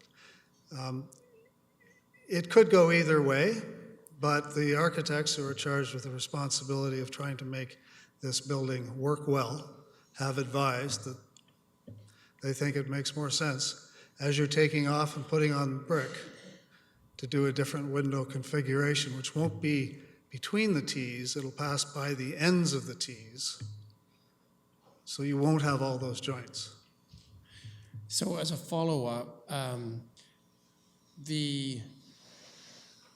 the proposed look of the facade with the longer panes, both above and below there, where it was once a series of very small windows in those Ts that you've described, this proposed change has nothing to do with the aesthetic or the aforementioned rationale for opening up the facade of an earlier design that we had? It's really just a structural rationale, is that correct? That's a sort of a difficult question. I'll try and be as concise as possible. The previous design, yes, was trying to open up the interior of the library to the exterior and eliminated 6 arches and really put a large window there. And it had a lot of reasoning behind it based upon the library's vision of what they wanted to do. The subsequent design, after feedback from the public, Heritage Kingston, yourselves as well, it's come back to keeping the arches. Now, when you see we talk about the Ts, they're really up in the space, up in the ceiling. So the ceiling has a depth. Those Ts are about this deep. And they're well up above the arches. So the amount of light that's going to come in is not going to increase all that much, and you're certainly too high to look out or to look in. But as I said before, it moves to solve a building science problem where the Ts aren't between, little punched windows between the Ts, if you will.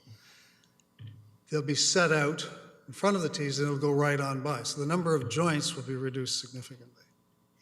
Okay. That's my understanding from our architects. Okay, thank you for that clarification. I would just like to state publicly that I was involved in the consultation process, first as chair of the Heritage Committee when your team came to us. And although we didn't, in my estimation and most people's statements that I heard after, we didn't really get an opportunity to have a good discussion that particular day for reasons beyond the control of your design team. We were invited to make meaningful submissions at a later date, which was done. And I must say that I would like to compliment that decision that the team made to allow for meaningful input. I've read it over again this morning. Of all the letters that were itemized in the report, it's quite a long report, but if you get to the end, finishing with the very last submission, the email from the original architect who's still alive, Wilf Sorensen. And I'd really like to commend the team for actually listening to those comments and coming back with what I consider to be a vastly improved design. I know we're talking about an amendment right now, so I'm wondering if I could ask one final question. Could the amendment, you said it could go either way. Is it really is it a matter of council making this stylistic decision at this point, really? And is it a serious error in your estimation to ignore the technical aspects of these features in making our decision? as project manager, I think that it's best that the people responsible for the building science and design aspects of the building make those decisions rather than council. And that's the way architecture works. Designers are hired to do that job and take the liability and responsibility to do it. Deputy Mayor, will you take the chair? Yes, have I run out of time? I just wanted to make a Oh, closing no, statement. you, sorry, I thought you finished. So I'm, I think I'd like to hear what my colleagues say on this. I'm now torn. We keep hearing new revelations, new information that actually support the current design, and I'm sure it's a very competent design team. That's been shown on this. The only thing is, we're being asked to make these decisions, and we keep finding out new information. So that's what's giving me some hesitation right now. Thank you. Thank you. And I will take the chair, so you can comment. You have the floor. Thank you very much. I think that the last answer from staff was very well put. We hire experts for a reason. They have given us very good reasons for why they have recommended the design that they have. A couple of them we've already heard tonight are the structural reasons, that structurally it makes more sense. And second of all, the operational efficiency, that obviously this could save money for the library in terms of heating and cooling costs and other implications for obviously the comfort of those that are going to be using the library. This is not the place for us to become architectural experts and make changes on the fly. I understand why this recommendation has become forward, but I am not comfortable going in a different direction without understanding those implications. And I, in this case, think that the best thing to do is to defer to that expert opinion. So I appreciate the debate, but I am actually going to ask council to vote against the amendment to go with the original design. This has been a long process. There's been a lot of work and a lot of analysis. I think at this point we need to accept not only the expert view, but also all of the other community input and consultation that's come on up to this point. Thank you. Thank you, and you may have the chair back. Thank you. Is there anybody else that wishes to speak to the amendment only? Councillor Cho, you can speak last. Councillor Hutchison. At this moment, I'd have to say that I agree with the mayor. I'm very hesitant. I understand the aesthetic concerns, and a great deal of that has gone on in the community. And I appreciate what Councillor Schell is trying to do, but what we've heard is that this is a matter of building envelope integrity and energy conservation, and probably operational considerations as well. And I personally don't have the expertise to say what ought to happen in this situation. We'd have to hear back from somebody, and I don't know if it's enough to defer the whole proposal. And if any say about the respondent has anything to say about what delay would be, I'd be interested in hearing that. But at the moment, I can't see how I can support the amendment. So, I'm did you asking have a him question? well, Staff? one of the options before us in this situation is when we don't have the expertise, is we ask that whatever proposal it is to go back to get the expertise. So now my question is, and see if the punch window option can be somehow integrated into the plan. That's an option. I'm not making that proposal, but I'm saying it is an option. But I'm wondering if the respondent has, the proponent, if you wish, has anything to say about that. That's my question, about that possibility, and what effect it might have on the project. So I guess the question is, in terms of timing, what a deferral, you're asking what a deferral would do to the timeline of the project. If that is the question, I can only say that the library has signed leases in 2 locations, and they're making plans to renovate both those locations, to move out at the end of October, to set up a storefront location in downtown Kingston for about the middle of November. So delays are significant. I guess I would love it if architecture was a regular agenda item on council's agenda, but it isn't, and I simply have to defer to the technical expertise of my consultants to take the risk. I cannot say that, oh no, you could change it, no problem. I'll be back next week with a different scheme. That's not my role. That's not the advice I've been given. I hope that that's clear and polite. Yes. That's fine. Like I said, I was not inclined to make such a motion, and I will not. And unfortunately, I can't support the amendment, although I understand the motivation is well placed. Thank you. Councillor Bone. Thank you, Your Worship, and through you. I just want to make sure I understand this accurately. So the current windows are led to the degradation and deterioration of the bricks. Is that correct? Partially, yes. Okay, so if we were to, say, replicate them, even with today's building standards, there's a good chance without the different design that is now being recommended that we would possibly have the same problem in a shorter term from now. Is that fair? That's the conclusion that our architects have come to. Is there anybody else who wishes to speak? Councillor Shell, you have the last word. Thank you, Mayor Patterson. Welcome to the Heritage Committee, because this is exactly what it's like at the Heritage Committee. So I'd like to say, first of all, I have not suggested that these are not replaced. The plan is to replace all the windows in the library. So that's in the report, and I'm content with that. You have also mentioned that these windows are operable, which I find a bit bizarre because they're really high.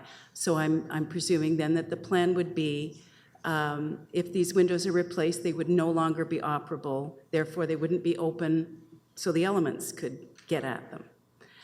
And again, welcome to Heritage, because this is the kind of discussion we have. We're not technical experts, but what we usually have in front of us is a building that has been protected. This is a protected building because it's in a conservation district. And we are never, that I know of in Heritage, told, well, this limestone building lets in the cold air, therefore we have to change the windows to thermal-paned, no muttons and mullions. Like, there's usually a real compromise made because it's a protected building in a heritage conservation district. So this is what we wrestle with all the time. And so what I'm saying is, replace the windows, absolutely, put in double, triple pane windows where those are. They're not operable anymore, that's fine. Just don't change the look of the building as a convenience in a conservation district, a protected building. That's how we discuss it, and we're going to be asked to vote, so however it goes, it goes. But that's my theory behind it and why I'm asking for this amendment. Thank you. Thank you. So with that, we will call the vote on the motion to amend. Please vote.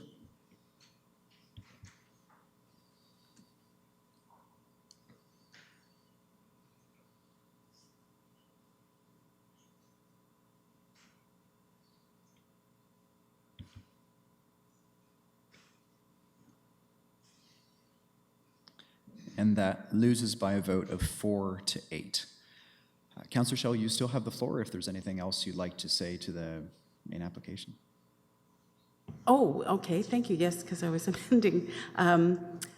Basically, I think I said it. I hope actually that as time goes on and the people working on this building maybe will change their mind because they still have that option.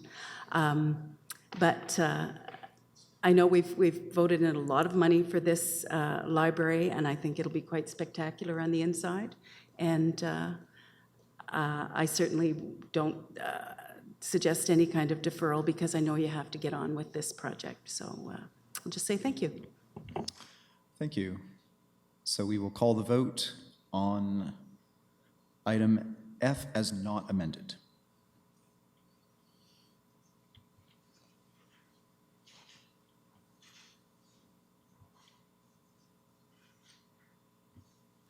And that carries. On to report number 87 from the CAO.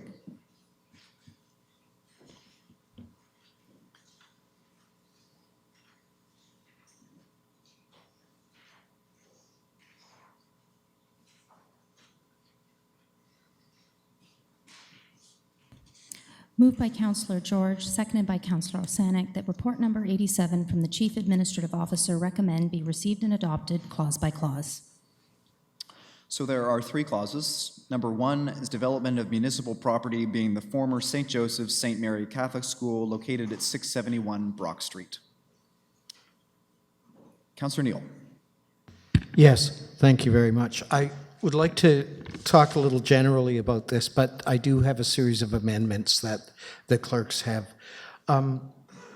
This was an opportunity in the neighborhood, in the community, that was totally embraced, which was the idea of a new parkland expanding on the little bit of green space. A lot of people point to Winston Churchill, but that's the city's garden park. And there's not a lot of play that takes place in that park, nor is it intended for that. So, and in fact, there has been a playground there for years, and that playground was supplied by the school with kids in the neighborhood playing on weekends, playing outside of school hours. That's going to be lost. And so I think it's incumbent upon us in the city to replace that. I know that we're being encouraged, and I agree, we're being encouraged to have a visioning exercise, to do a community consultation. But what's before us right now draws lines and defines what goes where. And that virtually, if we do that first, as proposed, then we'll be having a visioning exercise in a kind of straitjacket, because the parameters, the borders will already be defined. I would really strongly recommend that we consider a much larger than what the original proposal is before us of green space and parkland. I haven't double-checked this, but I received a comment from a constituent who said, if you Google map it, what's being proposed will actually be less green space than what there is there right now. So the city will have spent over $2 million for what we called parkland, and in fact, will have a reduced amount of green space parkland if the model being proposed, which is a mix of, which has the private sale of property.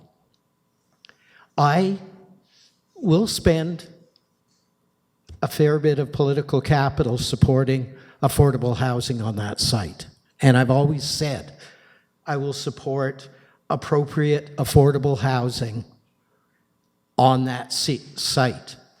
I always assumed the most logical place for that would front on Brock Street, because that's where the properties in the neighborhood are. To put a park on that corner, I agree with Dr. Mabey. If we put a park on that corner, it'll be underutilized. If all of my kids weren't grown and well launched, I'd be concerned about them playing in an area that fronted on a very busy arterial road. I do want to thank staff. I spoke to them several times today, and there is a distinct possibility that, and they sounded supportive of the idea of altering where those borders, where those lines could be drawn. So 30 seconds, Councillor. okay, So if I can now amendments, you put should up them my forward. amendments, Yep. I'll speak to my amendments.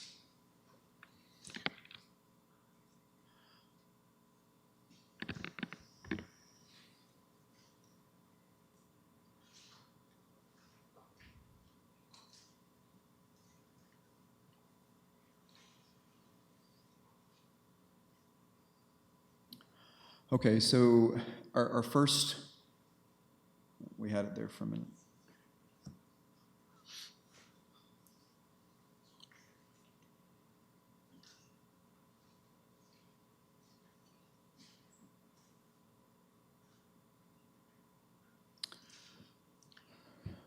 Okay, so we have a motion to amend, moved by Councillor Neal, seconded by Deputy Mayor Stroud. So can you just, If I take a can moment to describe it? What is this amendment saying? This amendment, if we can go down clause by clause, I'll explain the rationale for each, and if people want to vote separately after each clause, I'm fine with that.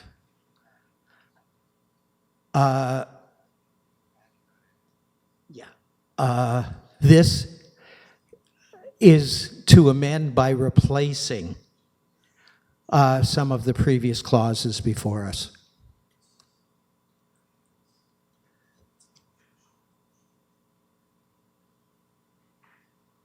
Okay, Mr. Clerk, can you just provide some guidance to council about exactly what it is that we're looking at here? Yeah, through your worship, what Councillor Neal is proposing is a straight delete and insert.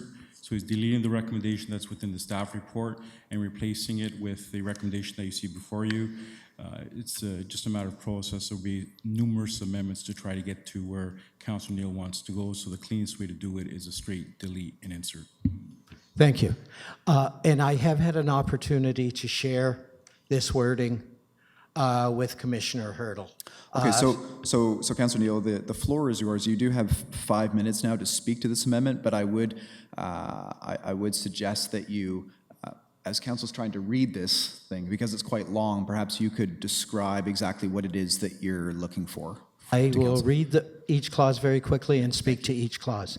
The first clause, council endorse the use of parkland and affordable mixed housing at 671 Brock Street, with the majority of the parkland, with the majority of the land to be parkland, with residential to front on Brock Street.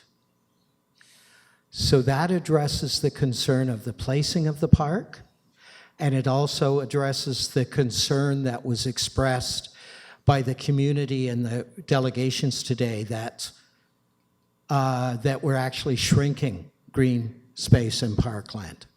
The second clause, that council directs staff to submit plans for all necessary planning approvals as it relates to the affordable mixed housing development along Brock Street. So that particular, that is just in keeping with the process of the previous proposed motion. That council directs staff to provide a notice to declare surplus in accordance with the city's public notice and disposition policies.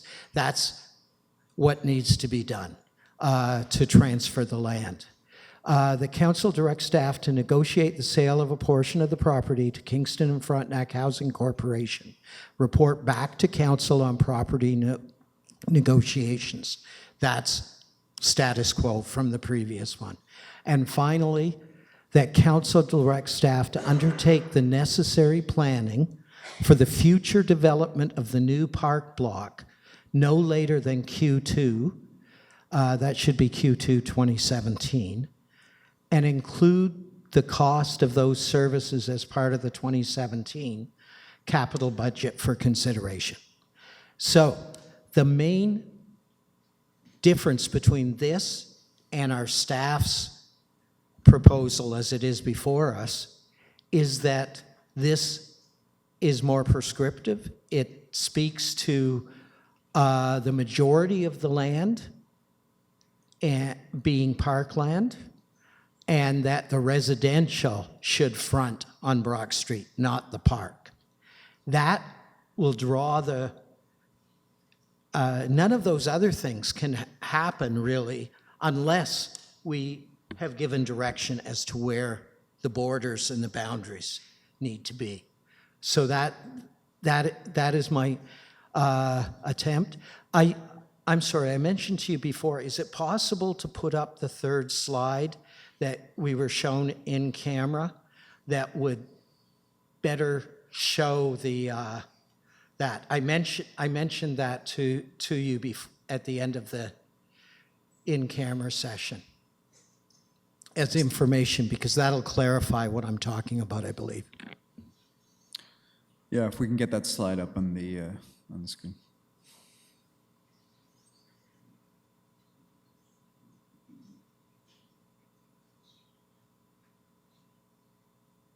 Not.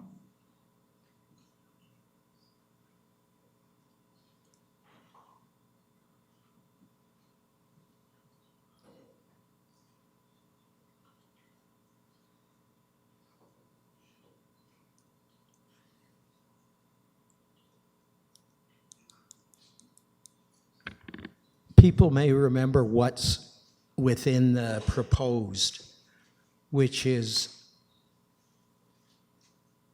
a very kind of truncated square on the corner of Brock and Napier, and a sizable piece of property.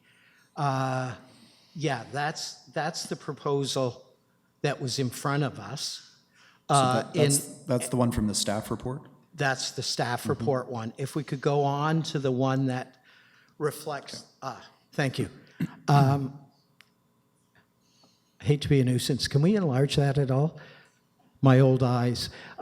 You'll see that proposal, in fact, would have roughly 60% parkland and 40% mixed housing. And I just want to comment quickly on, if I can, on the whole idea of finances to finance this kind of thing. We just approved $1.5 million to purchase additional parkland on Front Road, and I voted for that. I supported that. But I want to point out that the way it was being funded was that it's using our land reserve funds, borrowing the lion's share of that money from our working capital to be paid back as we collect the funds. That's how we ended up spending, I won't say foolishly, but we spent a whole lot of money with a proposal for parking that Homestead was going to build. We don't have the money in our parking reserve to pay for that. What was being suggested was that we borrow that money from ourselves and that we pay ourselves back to cover that with future parking reserve funds. 30 seconds. This is exactly what we would be suggesting here, rather than selling property to the private sector, which, if I could ask a quick question of staff, are we aware of in Kingston or any other community that has purchased property that was purchased under the Education Act and then, I guess the only word is to say, flipped a portion of it for private sector sale? Is there a case of that anywhere? So your time is up. Who would like to take that? Commissioner Hurdle. Through you, Mr. Mayor, to respond to the question, no, we're not aware of this kind of proposal anywhere else, whether in Kingston or in Ontario. Having said that, the city did pay fair market value, and the city did not have any conditions in terms of the future use of the property. And obviously, the city is considering a significant amount of the property to be utilized for both parkland and affordable housing purpose. And at the end of the day, any additional revenue that would come from a private sale would be nowhere near sufficient to cover the overall cost of the purchase of the property, and therefore not generating any profit whatsoever. Thank you. Councillor Neal, you can speak last because it is your amendment. So next on my speaking list is Councillor Holland. Thank you, Worship. I have a couple questions. First, I guess, to planning staff. We've heard various presentations tonight, remarks regarding the appropriate positioning of parkland for safety reasons, or whether, I mean, if safety is the concern or if eyes on the park is the concern. There are so many factors to consider.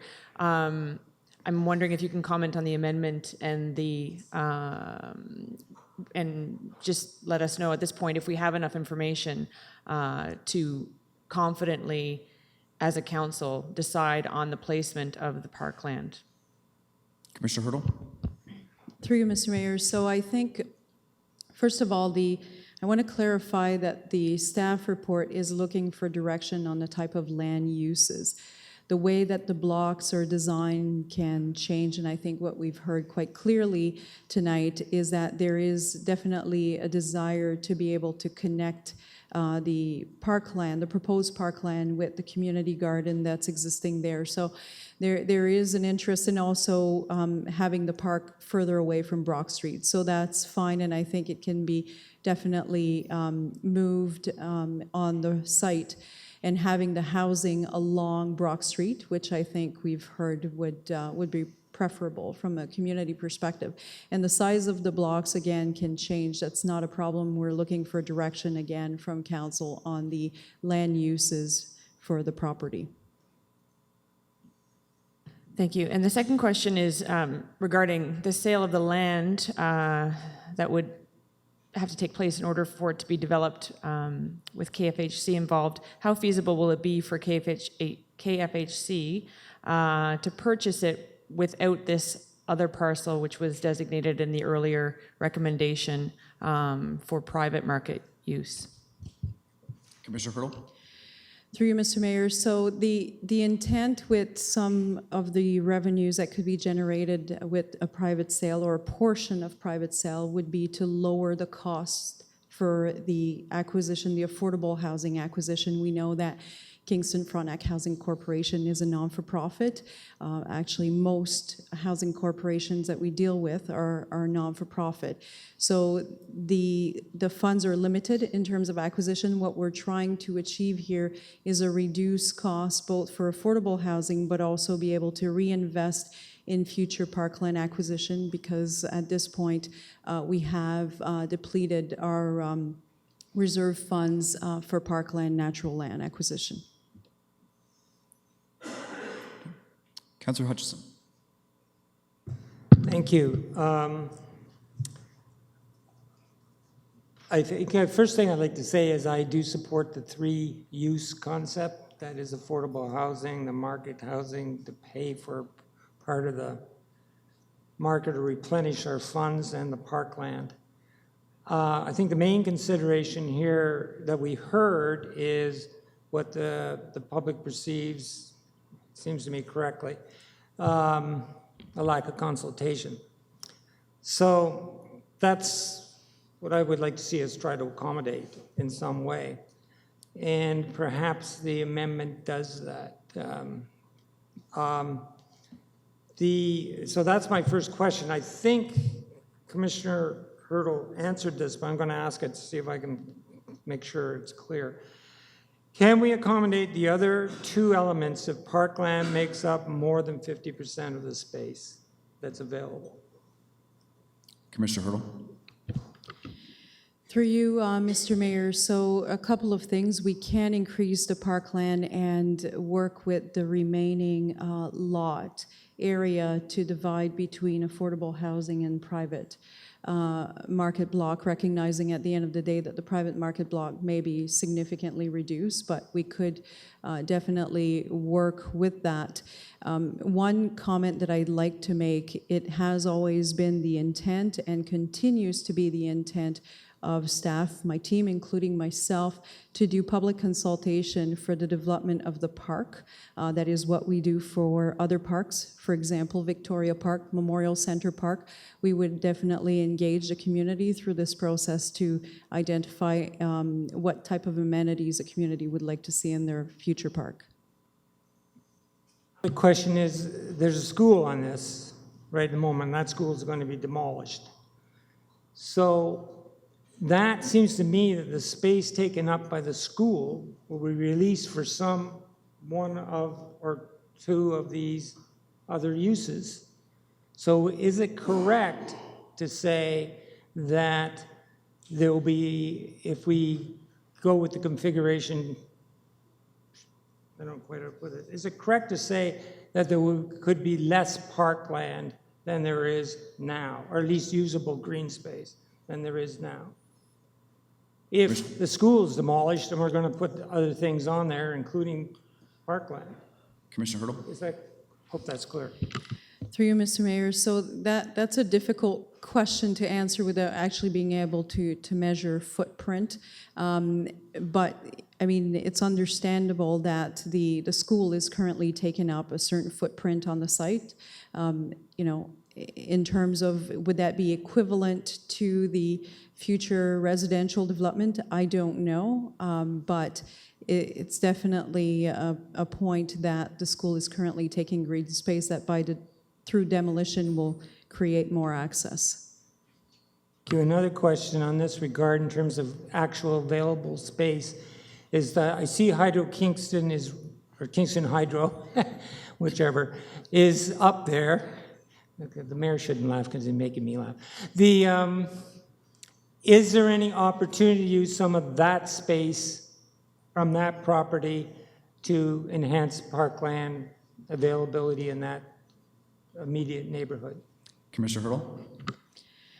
Through you, Mr. Mayor. So we know that there's currently a community garden on that property, and we would definitely look at how the adjacent property, which would be the park lot, could be connected and make better use of the overall property. Obviously, anything that would impact Kingston Hydro's property, we would need to consult with Kingston Hydro to find out what is feasible. But in terms of opening up the site and creating a better connection between the two, that's definitely feasible.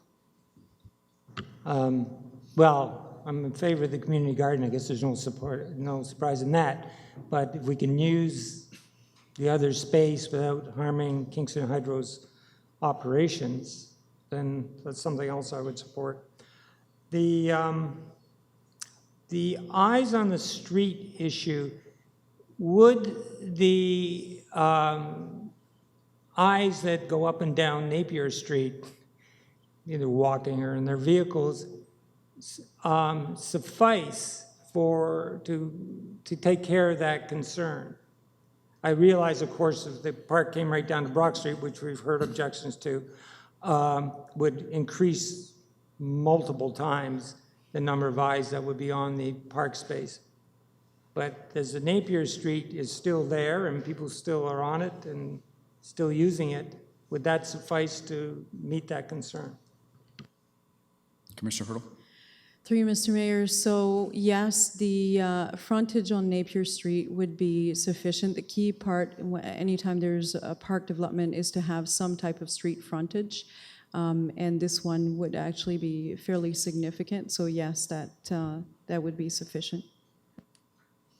Thank you. I'll just make a brief statement that right at the moment, I think we can accommodate all these things with goodwill from staff, which I believe we've got. We could proceed with this. Now, it might turn out it's 51% of the area, right? But with the Hydro Kingston possibility, the community garden being there, I think we can probably make the what I've called the three-use concept work. And it does help us because there are other areas in the city that need parkland as well, and we need to replenish. So I think the private market aspect is good.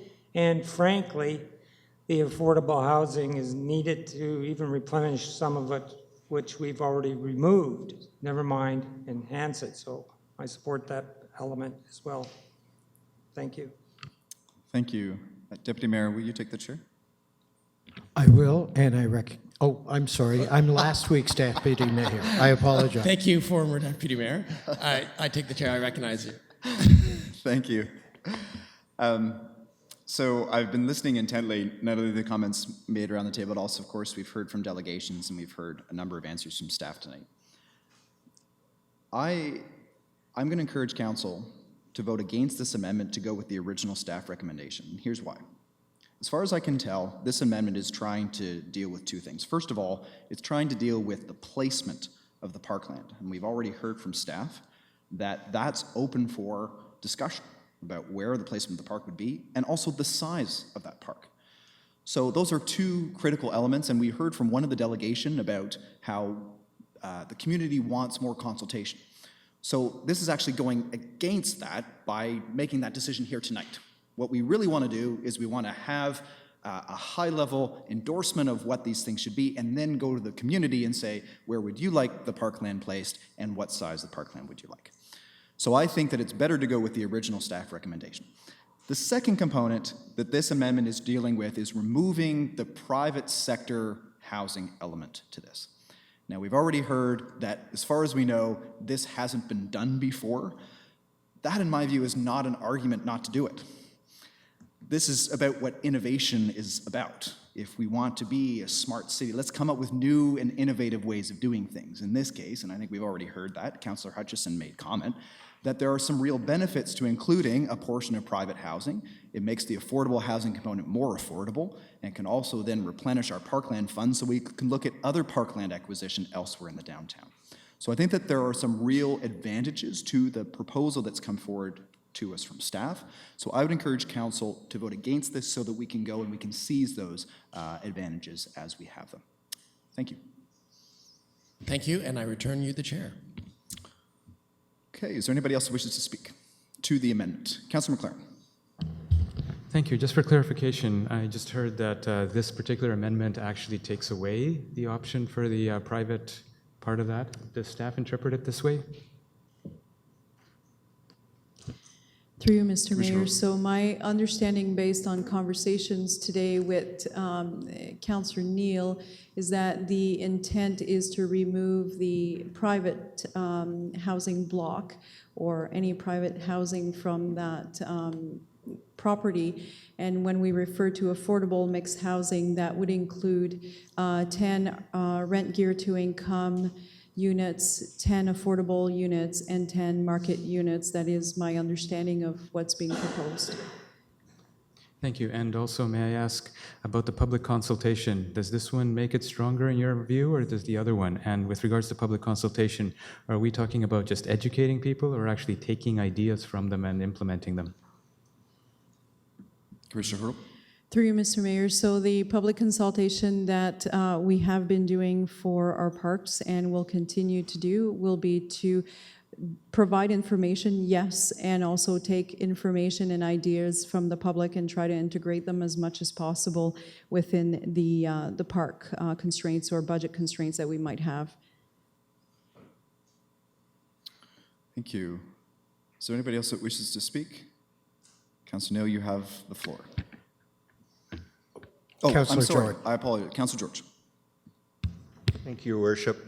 I'm kind of leaning towards this amendment, but there's just a few things that concern me with it.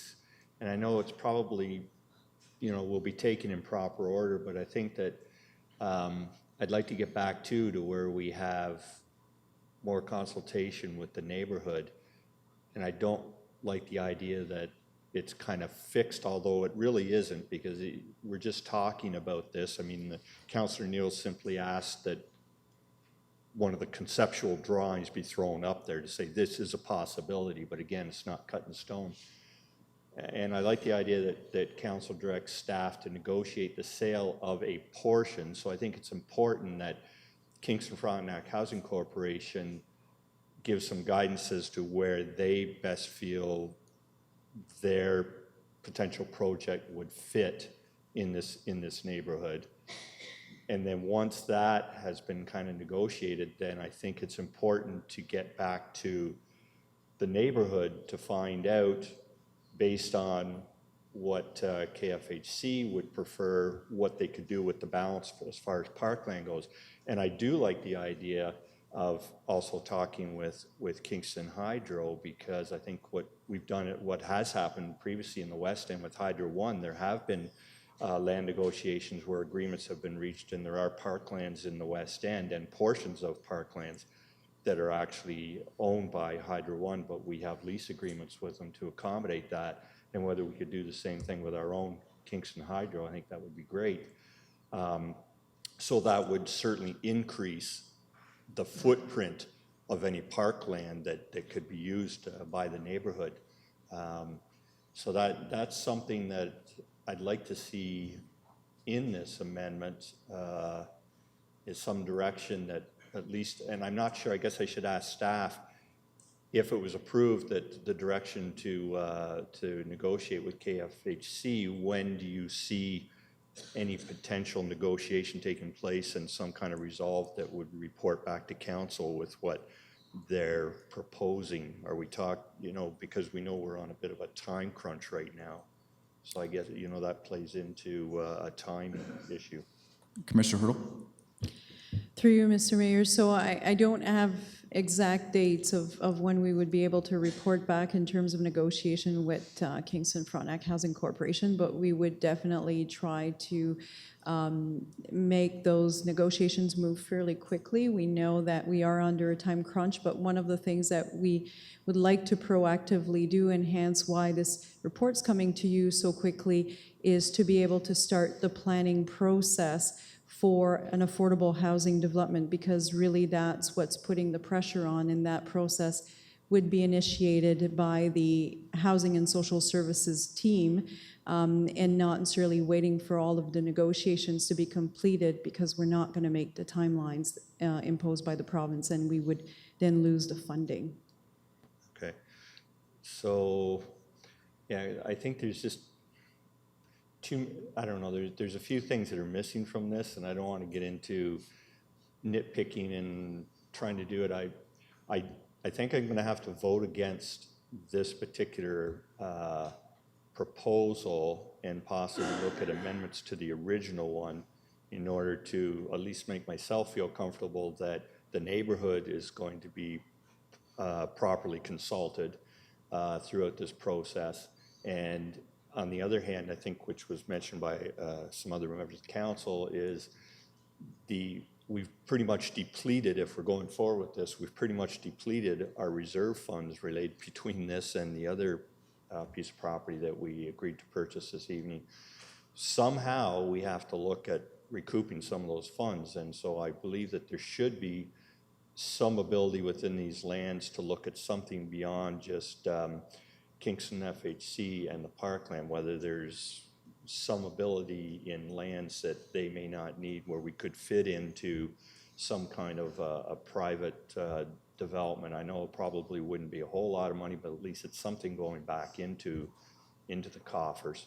And I think the other thing that we have to give consideration to is any future development where we're going to see an influx of money to our reserves that we're depleting. We've got to give serious consideration to what we are going to support or non-support, and also remember that there are financial implications for other projects ongoing in the city as well, related to those that are going to be upcoming over the next few months. So I think I'm going to have to say nay to this one, Your Worship. Thank you. Councillor Neal, you have, I'm sorry, to the amendment. Deputy Mayor Strzok. Thank you, Your Worship. I did have actually a couple notes written down here, and it just whizzed by. So first, I'd like to state that there's a reason that this area is already functioning as parkland. We heard that from the delegations, both on the school side, where the kids are playing in the old schoolyard, and on the Kingston Hydro side, where there's a community garden And I think we definitely think that we can figure out a way to combine those, enhance both, find efficiencies, as was also mentioned in the delegations. That we can achieve through this public consultation process. There is an element that's time sensitive. We've agreed on that. The Frontenac housing part that we need to decide on tonight. And I'm wondering if this amendment better does, gets us to there where we need to be and still leaves the door open for meaningful public consultation. Spending the money on this piece of land was a popular thing. We heard that feedback already from the community. And then give it to them as parkland is what they want. People understand the need for affordable housing, so they will accept that piece. But maybe we should be going to the community to solve the question of how much, if any, of it should be sold as private housing development to offset costs so that we can have parks elsewhere. That needs to be a broader community consultation piece as well. So I think I'd rather find out what the public thinks about that as well before we decide on it. So I don't know whether this amendment allows us the room or the original with something deleted or added allows us to get there. But I think it's clear from the comments on this amendment that we've got consensus on most of the items.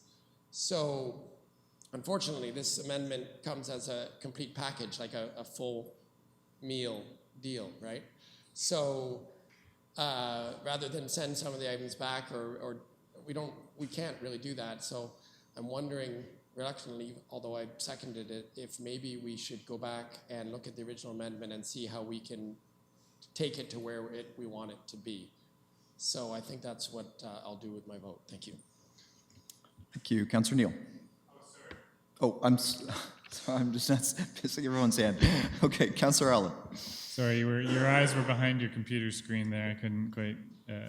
I'm sorry, Councillor Neal, to keep delaying your 5 minutes here, but I'm going to vote against this amendment, and it's not without respect for what Councillor Neal's doing or why. I think a street wall makes sense, but I think, again, we need to talk to the community about how to build that and what buildings go there. I can't support it because I like this idea of the three-pronged approach. We know we need to pass something tonight to move forward with affordable housing in the parkland.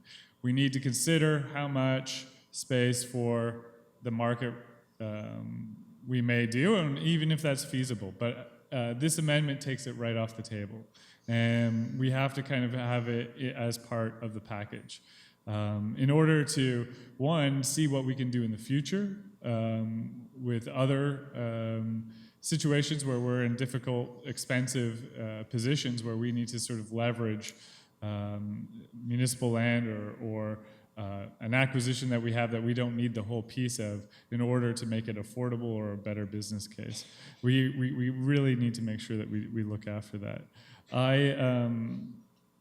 I would warrant, looking at the original here in front of me, that one of the real challenges that we heard in the two delegations, and probably that Councillor Neal heard, was in the actual concept plan, the picture that went up on the paper, that went out in our reports, where so much of the land was used for market and affordable housing. I think Council agrees or has made clear in comments that that's too much. We want to have, approximately half the site as parkland and find a way to make it work still with an affordable and mixed-use housing. So I would prefer to go back to the original motion and leave room for consultation, not prescribe where buildings go just yet, and remove references to the concept plan in that, so that we can endorse the concept of the three things without endorsing the picture of them. So I don't know if that's clear. So I'm voting against this amendment, and then I think we need to maybe take a good look at the original motion. Thank you. Is there anybody else that wishes to speak to the amendment? Councillor Neal, you have the floor. Thank you.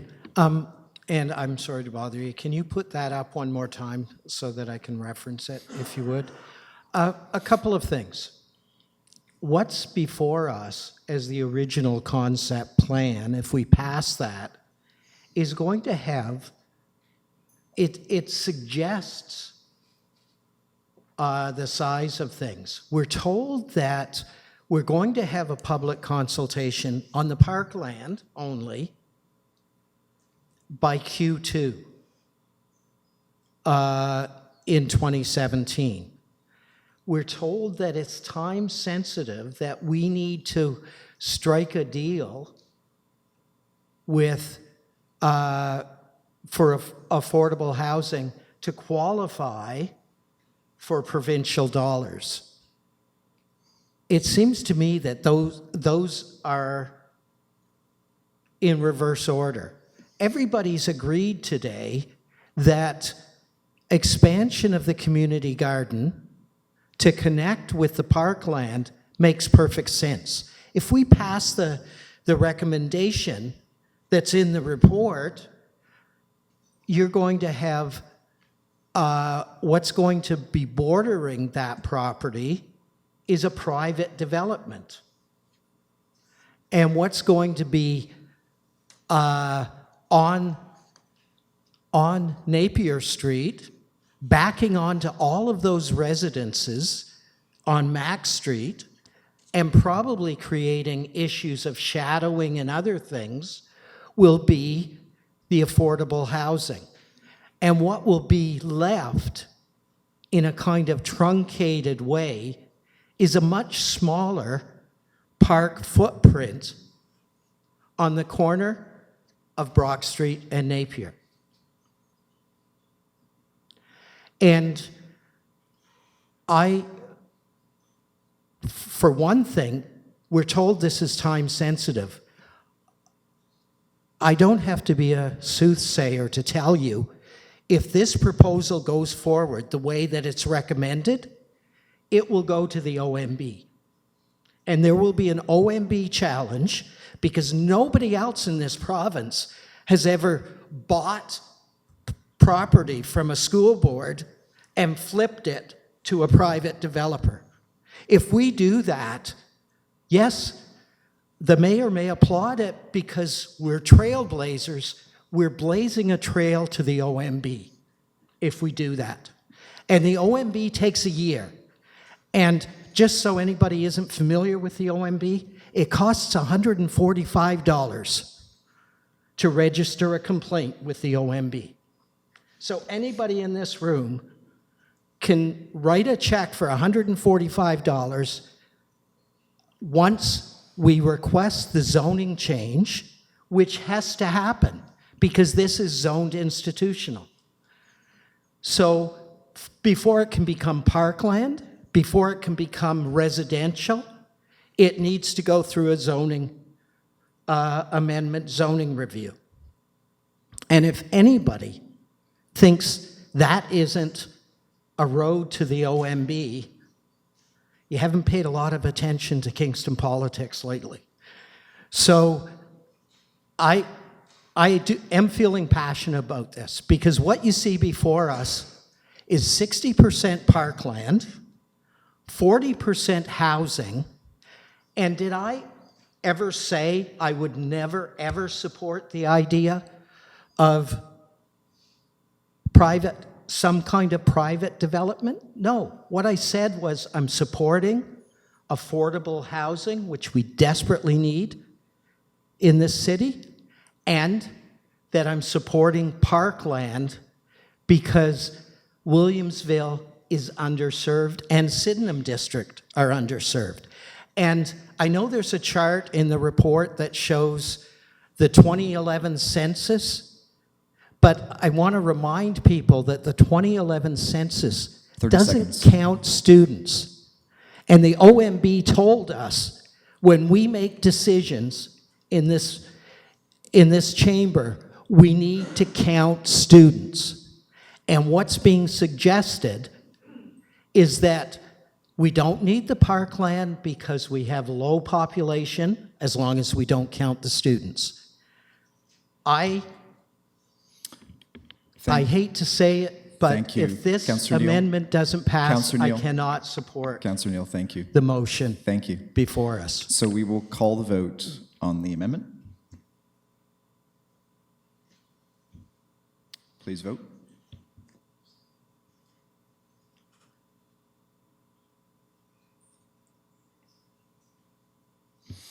And that loses by a vote of 2 to 10. So we are back to the original recommendation. Floor is open. Deputy Mayor Stroud. Thanks, Your Worship. I'd like to know how time sensitive this is for the affordable housing element, because I think we could ask Commissioner Hurdle to rewrite the, come back with a new recommendation that's more in line with the comments that we've made tonight and bring it back to our next council meeting. So that's my question. Could we, is the time crunch so severe that we couldn't do this on September 20th? Commissioner Hurdle. Through you, Mr. Mayor. So we have started to look at how the affordable housing component could be developed on the site, because we have to, the critical timing here is the planning process approval for this. Having said that, we could continue to work on the planning aspect, assuming that council wants to see some form of affordable housing on this property, and continuing to work on that. I know that we've heard comments tonight, and we've heard the interest of having more parkland. So we have, taken that into consideration, and there are different layouts of the site that could accommodate that, and we could definitely bring that back. But we do need some kind of direction in terms of land use overall, because it does make a difference in terms of how we're going to plan the affordable housing component. That's the key part. Okay, I'm happy to attempt to get to what we want to look like tonight, but we're going to need some help from staff, because I don't believe we need to prescribe as many things as are in this recommendation, and it's almost like we need to throw it out and start from scratch and get help with the language. But for example, the parts that are truly time sensitive need really the only things that the staff needs direction tonight. So what are the bare bones of those parts, and which language are we looking at in the recommendation that would describe those parts?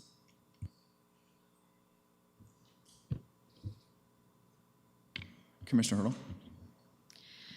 So through you, Mr. Mayor, so what we're looking at is some direction in terms of and I appreciate the concept plan is challenging for members of council, but we are looking for some direction for some affordable housing development. We understand that council, I believe, would like to see it along Brock Street. But these, again, these are assumptions we're making, and as we are going to start working on that, I didn't have a proposed amendment or motion planned for this particular conversation.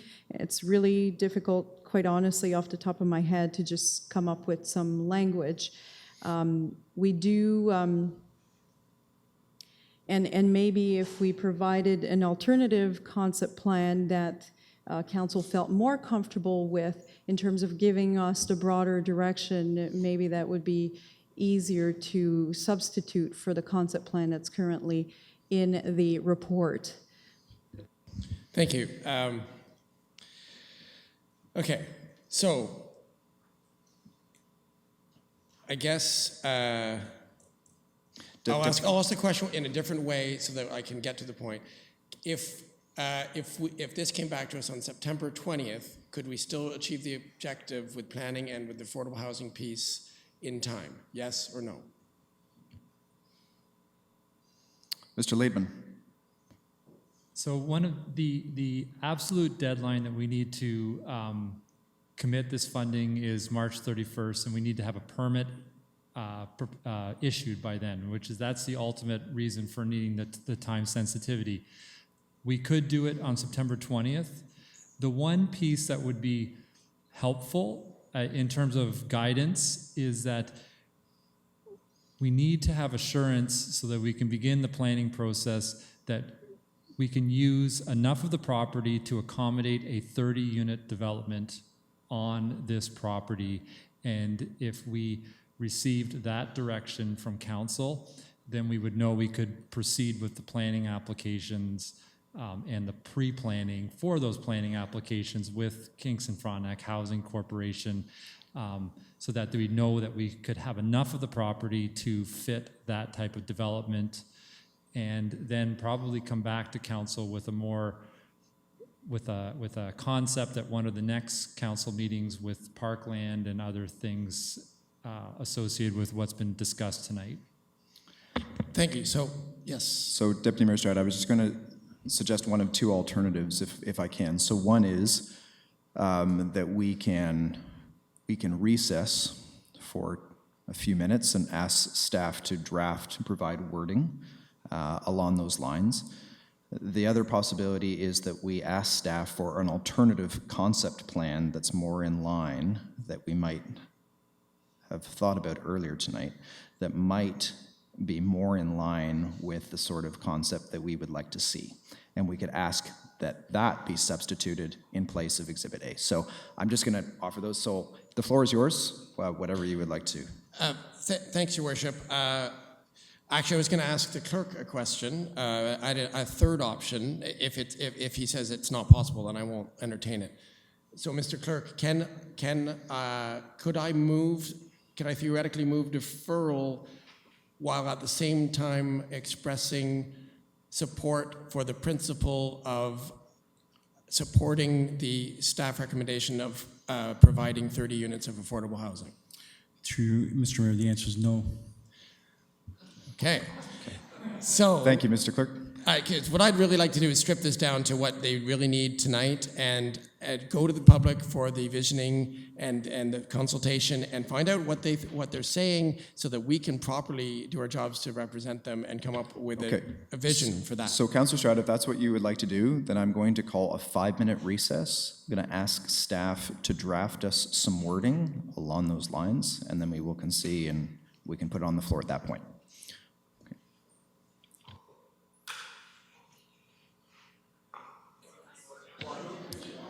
Okay, ladies and gentlemen, I'm going to ask that we reconvene.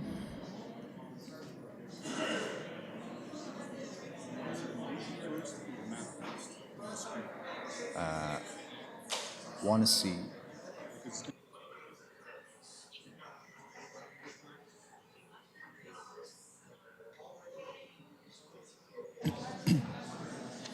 Okay.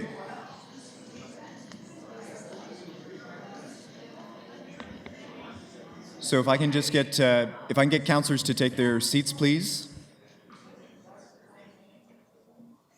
Okay, so staff have provided us with an amendment. So the amendment, so we'll provide the wording in a moment, but essentially the amendment is going to replace Exhibit A, which is referenced in the original staff recommendation, with Exhibit B. This is Exhibit B. It says Exhibit A, but we're calling it Exhibit B as presented in tonight's council meeting.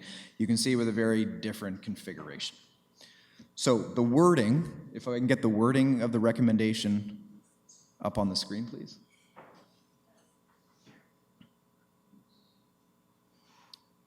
And if I can see that on can I see that on my screen as well? Thank you.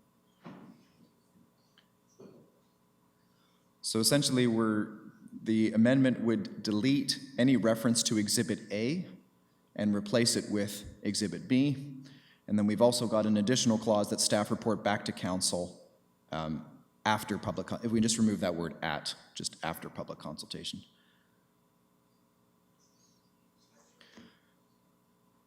So Deputy Mayor Stroud, are you comfortable presenting that motion to amend? Yes, I will move this motion to amend. Is there a seconder? Yeah. Seconded by Councillor McLaren? Yeah, Yes, so you if I the just floor. have the floor, while they're making the change to that last clause in red, with where the at is. Is that enough as a question of staff public consultation, or do we need to, is it like the same public consultation that we have with other parkland use? Because it doesn't say, it just says public consultation. Commissioner Hurdle? So through you, Mr. Mayor, yes, that's sufficient direction, and it would also include maybe a broader conversation with the public in terms of where the actual lines or boundaries of some of these blocks are going to be, because the intent here is to endorse in principle, to give some direction to staff, but yes, we would report those details back to council. Okay, thank you. So yes, so you see the improvements in this amendment in red. The in principle is key. Remember, we're giving direction to staff, and because they've been listening to our comments tonight, I think we're getting to where we want to be.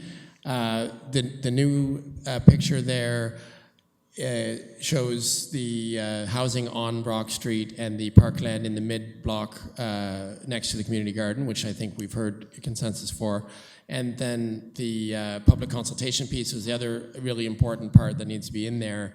And as long as staff understands that the public is expecting the same full, meaningful consultation that we had with the Victoria Park improvements and others, then I'm happy with this wording, and I am asking for council's support. Thank you. Thank you. So on the amendment, Councillor George? Thank you, Your Worship. Yes, like Councillor Stroud, I can support this. I just want clarification.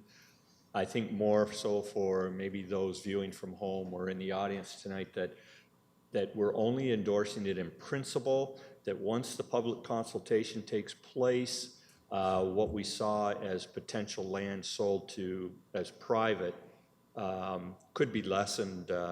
Some of that, it could be more in line with the lands that we're looking at for the affordable housing, so that this again is just a conceptual plan, and that as long as staff and everyone around here is clear that that's exactly what it is. Commissioner Hurdle? Through you, Mr. Mayor, yes, we understand that it is in principle and some of the lines may change. Currently, what's being shown or what has been shown is includes a 55% of the property for parkland, but we understand that at the end of the day, some of those lines most likely around the private housing block would most likely or potentially change. Great. No, that's good to hear, because I canceled my subscription to the Whig Standard a couple of months ago, so I don't know what they're going to be saying tomorrow, and I just want to make sure everyone that is viewing is clear. It's purely conceptual and it's not cut in stone. Thank you. Thank you. Councillor Neal? Yes. I'm probably going to rephrase the question that was just asked, just for clarification. Can we go back to the picture of option B? And can staff tell me what the kind of related ratio of the property would be roughly? I know you haven't walked it off, but what's proposed in option B, what percentage will be of the overall lot size will be parkland? What percentage will be affordable? What percentage would be private sector? Commissioner Hurdle? Through you, Mr. Mayor, so it is also on the actual slide, but it is 55% parkland, and then the other two parcels are split pretty evenly. There's a very small differences in terms of the overall size. So that's how the remainder 45% of the property would be divided. Thank you. After all the excitement for this being parkland, and this is an improvement over the initial option A, no doubt about it, I'm still troubled by the idea of flipping what was purchased as public lands to private market housing. So I'm looking forward to listening to some more debate, or I may well vote against this. Thank you. Councillor McLaren. Thank you, and I just want to make sure I completely understand this. There will be non-tax revenue when we sell this, and there will be increased tax revenue for the private sector part of this. Is that correct? Commissioner Hurdle. Through you, Mr. Mayor. So yes, when we actually sell the property, that will be non-tax revenue. And if we do sell it to the private sector, and then with any construction on that property, that would be additional tax revenues.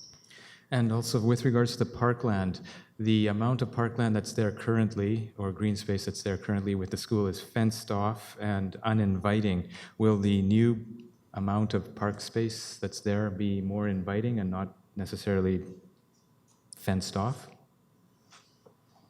Commissioner Hurdle. Through you, Mr. Mayor. So we will definitely seek some public input in terms of the details of the park development and design.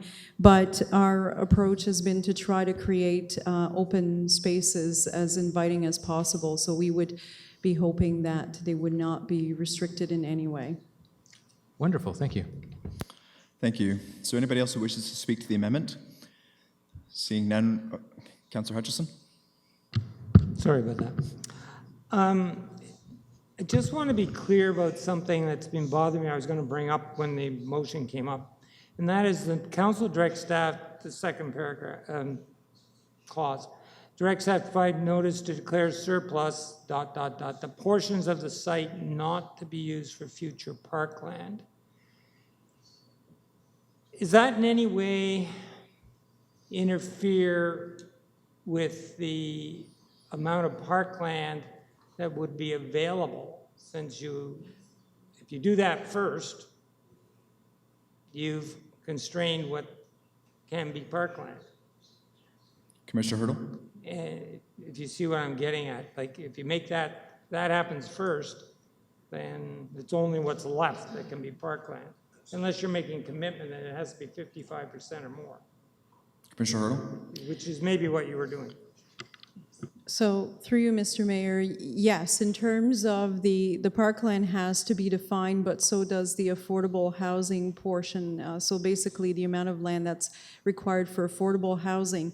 And in order to be able to move forward with negotiations and disposal of that affordable housing portion of land, we do need to go through the public notice of disposition. So that would be applicable. So there are parts where we're going to be working with, mostly with the affordable housing, but during that same process, we are going to be finalizing the area of parkland. We understand that it is council's desire to see an area of parkland that's 50% or greater, and that's what we will be working towards. Okay, is it possible to configure the parkland relative to the other two elements such that we can maximize the possibility of using the Kingston hydro lands?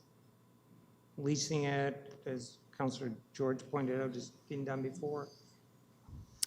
Who would like to take that one? Through you, Mr. Mayor, I can start, and maybe Mr. Keach will want to add, since we're talking about Kingston hydro lands. I think, I mean, there is currently a community garden, and we would want to make sure that there's a bit of a seamless and open transition between the two properties. We would encourage that. But I think any other uses on the Kingston hydro property would require consultation with Kingston hydro before anything is done. Mr. Keach. Thank you, Your Worship. Just a couple comments I could add. As has been noted, a good portion of the substation site that Kingston Hydro owns has been used for community gardens for a number of years.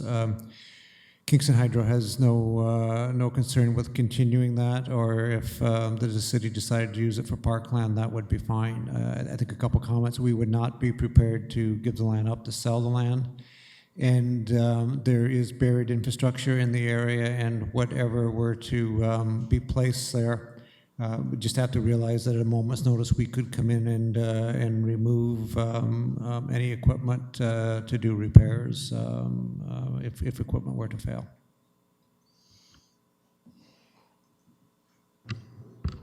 Thank you. I think this is certainly a step forward, and I'm willing to vote for it and see how it works out.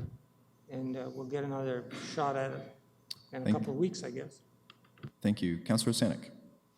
Thank you, Your Worship. I think my question is similar to Councillor Hutchinson's, and what I heard during the recess is that the public, they just want to know when they're consulted, is it just going to be, you know, like for the parkland where a swing set goes, or can they weigh in more on the land use planning? Like instead of Kingston Frontenac Housing having, you know, the southwest corner, can Kingston Frontenac Housing go on the northeast corner? Like how much will the public be able to weigh in on the land use planning of the affordable housing, the mixed use, and the parkland on that area?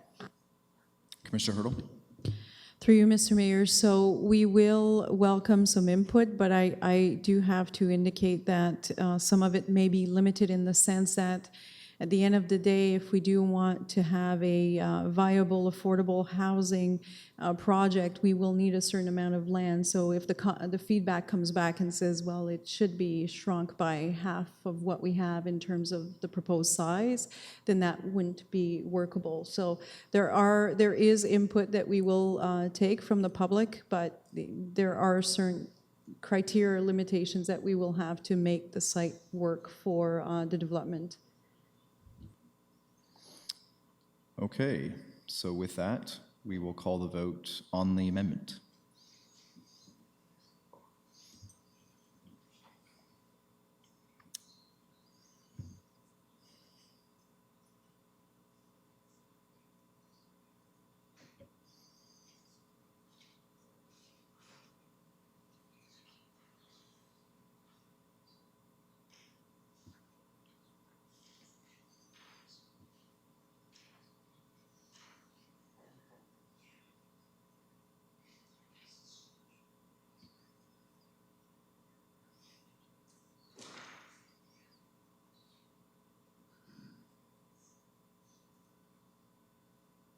Please vote.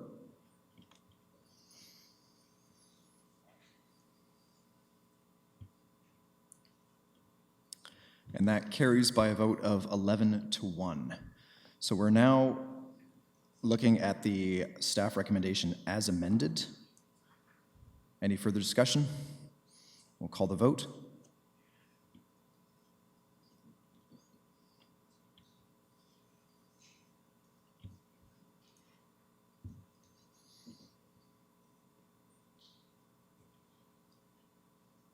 And that carries by a vote of 11-1. Okay, moving on to item number 2, Social Infrastructure Fund Program Allocations and Capital Investment in Affordable Housing Allocation. We'll call the vote.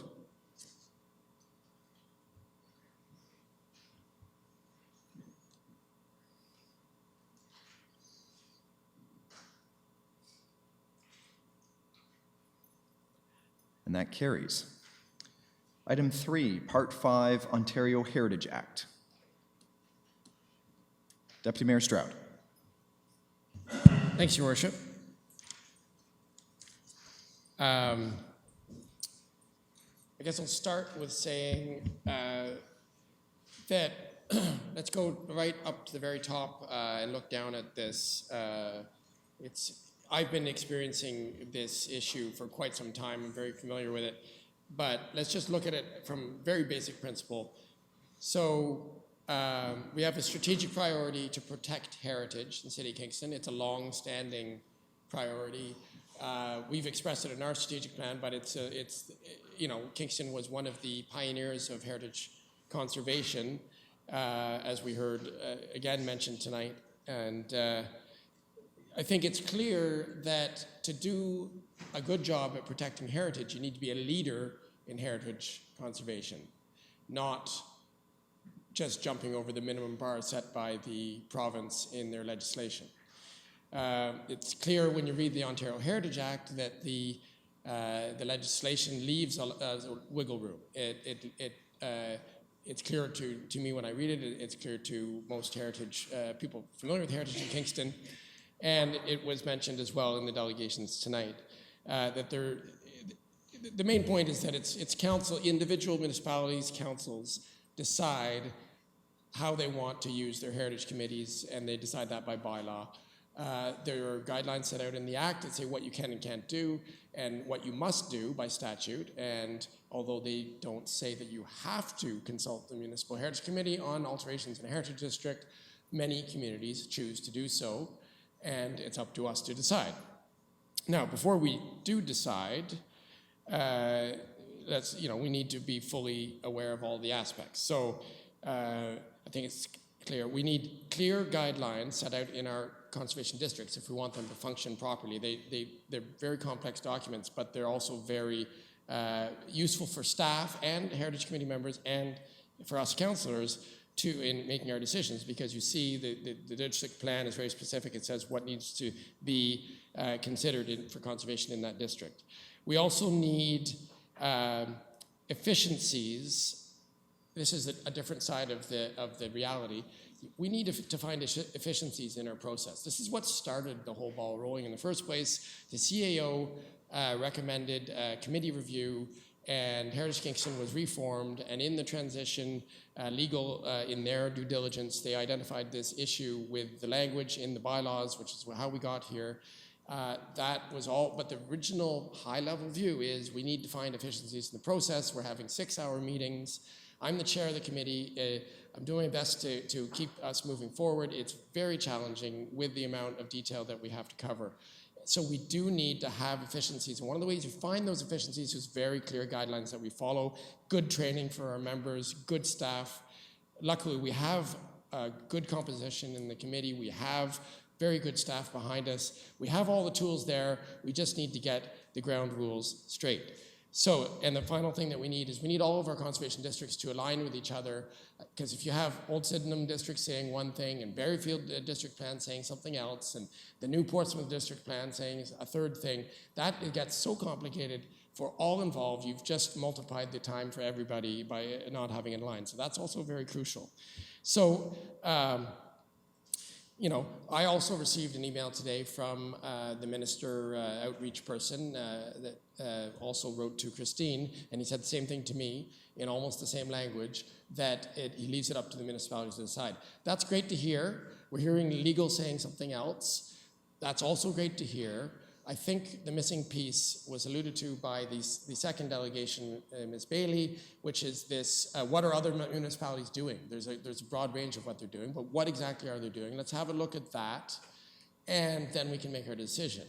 It's not particularly time sensitive that we resolve this, except for the fact that the Heritage Committee is kind of almost at a standstill, spinning its wheels right now because of this confusion. So that's what's time sensitive. We need to resolve the confusion.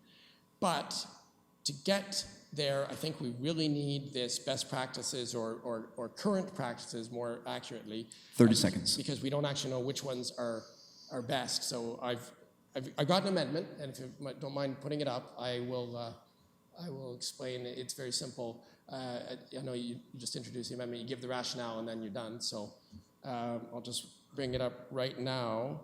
So if we can just have that. So this is actually a motion to defer. Sorry, that's what I meant. Yes. A deferral motion, yes. So if you just pull that up, you'll see it. It's self-explanatory. I'll just read it out. And I'd like just to say as preamble that I did speak to many of my colleagues on this matter. Thank you very much for indulging me on the complexities of it. I also spoke to your worship, and he's agreed to second the motion to defer. And as soon as it comes up, I will read it. That's not the one.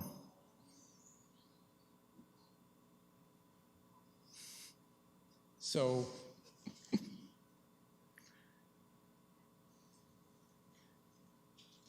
if this deferral goes through, just as a final preamble, we will have 3 different perspectives for us to make our final decision of how we want our Heritage Committee to function. So, yes. So we have a motion to defer, moved by Deputy Mayor Stroud, seconded by Mayor Patterson.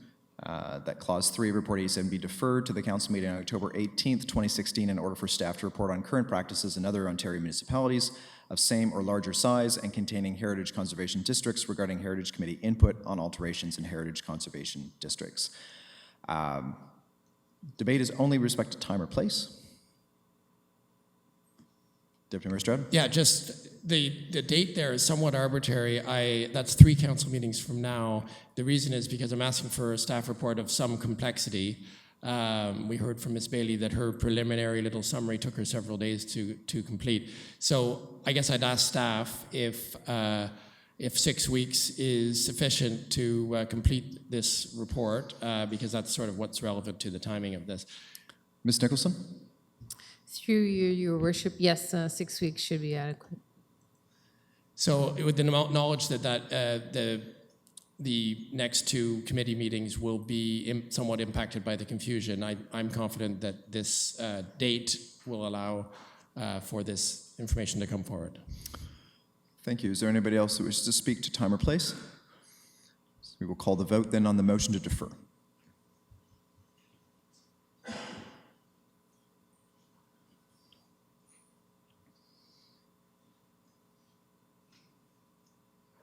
And that carries.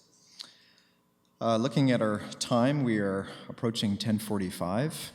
I am looking for a motion to extend the meeting, if council is so inclined. Councillor Holland, to finish the agenda.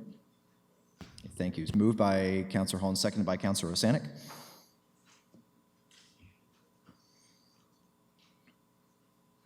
Please vote.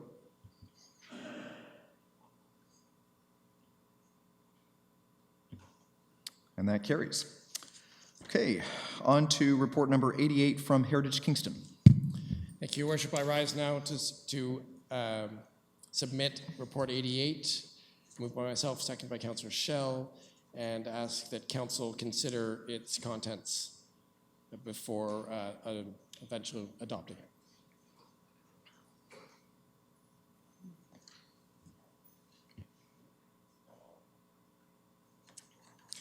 Moved by Councillor Stroud, seconded by Councillor Schell, that report number 88 from Heritage Kingston be received and adopted.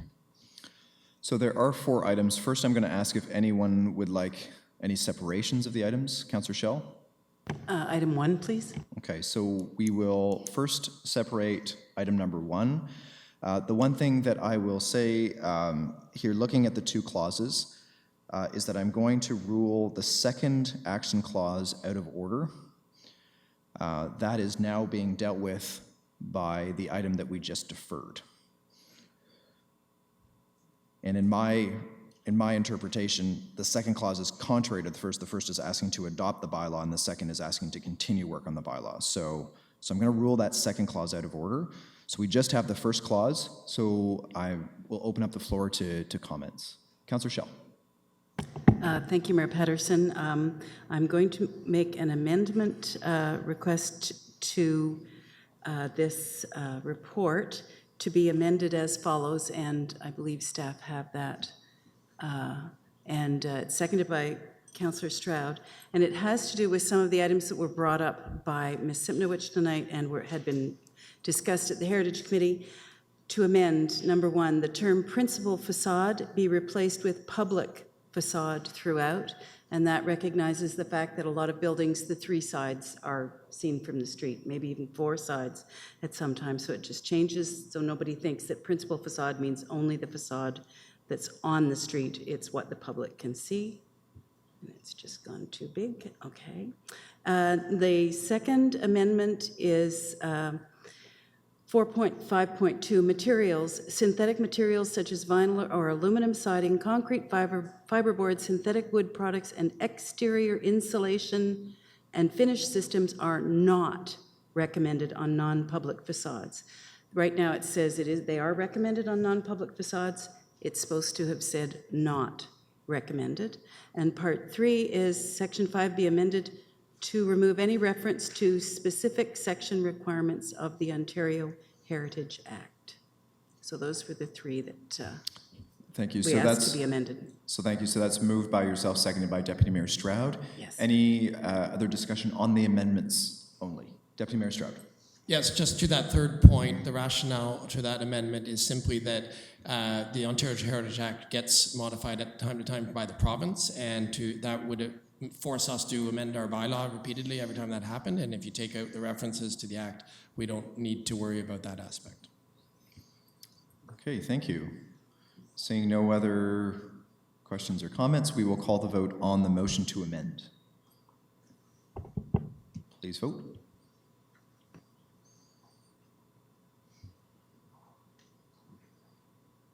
And that carries. Councillor Schell, you still have the floor if there's anything else.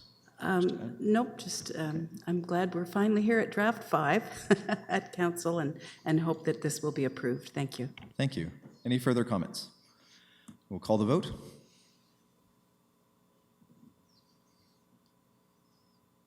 This is on the recommendation as amended. Not a motion to amend.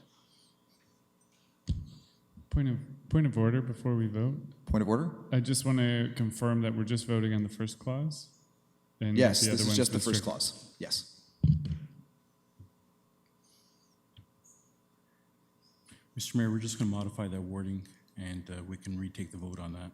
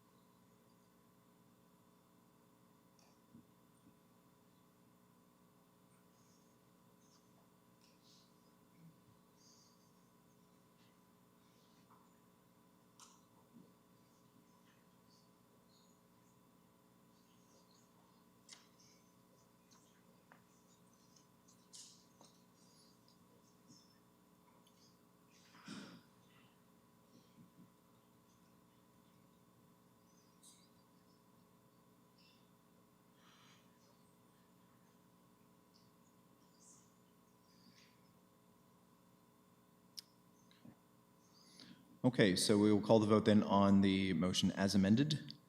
Please vote.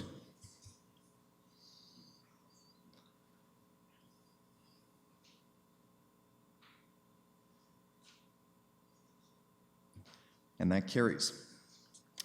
Now we will call the vote on the remaining 3 items from the report.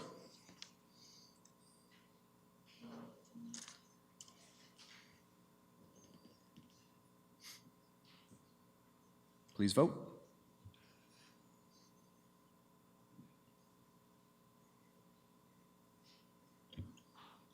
And that carries.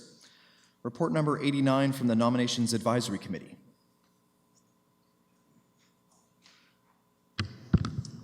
Thank you, Your Worship. It's my pleasure to present Nominations Advisory Committee Report number 89 for consideration by Council.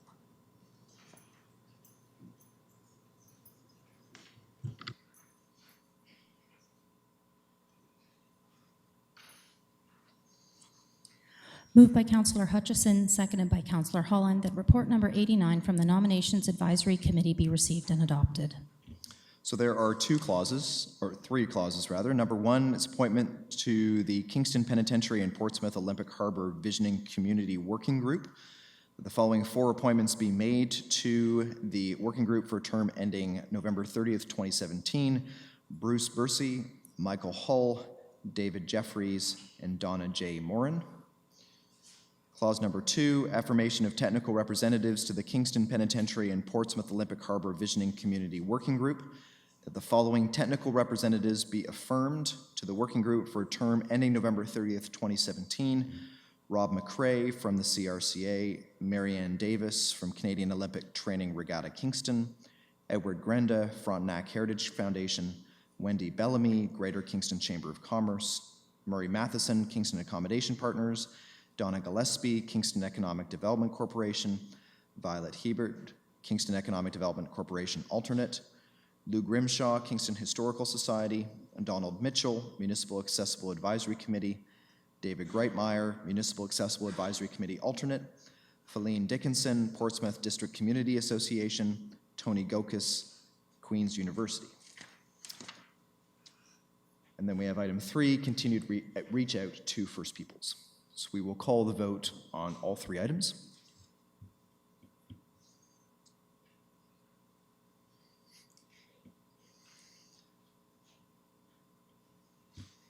And that carries. We have nothing from Committee of the Whole. We have 3 information reports. If you have any questions, just raise your hand as I read through them. Number 1, second quarter operating budget status report for 2016. Number 2, new Village of Berryfield Heritage Conservation District Plan supplementary report. Number 3, Kingston Airport safety measures, removal of obstructing trees. Councillor McLaren? No? Okay. We have no information reports from members of council. Miscellaneous business. For our first motion, that Councillor Blank be appointed to the Kingston Penitentiary and Portsmouth Olympic Harbor Visioning Community Working Group for a term ending November 30th, 2017. Who would like to say? Councillor Schell. Is there anybody else that wishes to run against Councillor Schell for this position? Okay. So Councillor Schell, I think you've been acclaimed. So that's been moved by Councillor George, seconded by Councillor Turner. Please vote.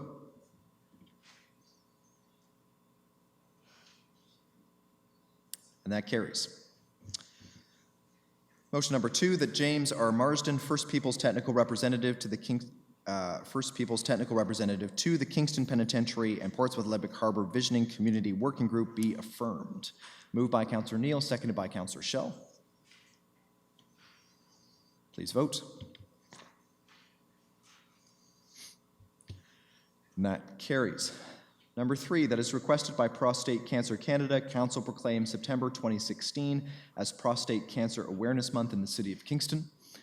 Can I have a mover, please? Moved by Councillor Allen, seconded by Councillor Bohm. Please vote.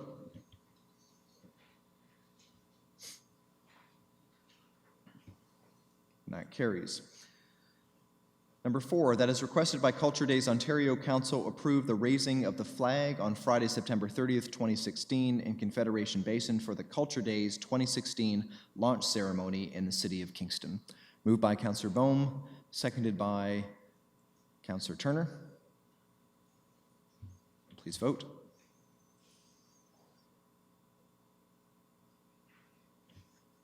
And that carries.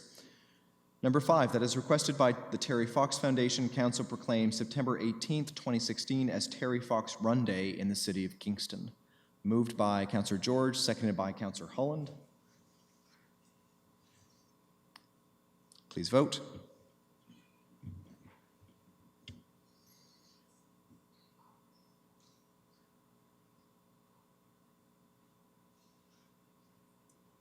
Still one person to vote.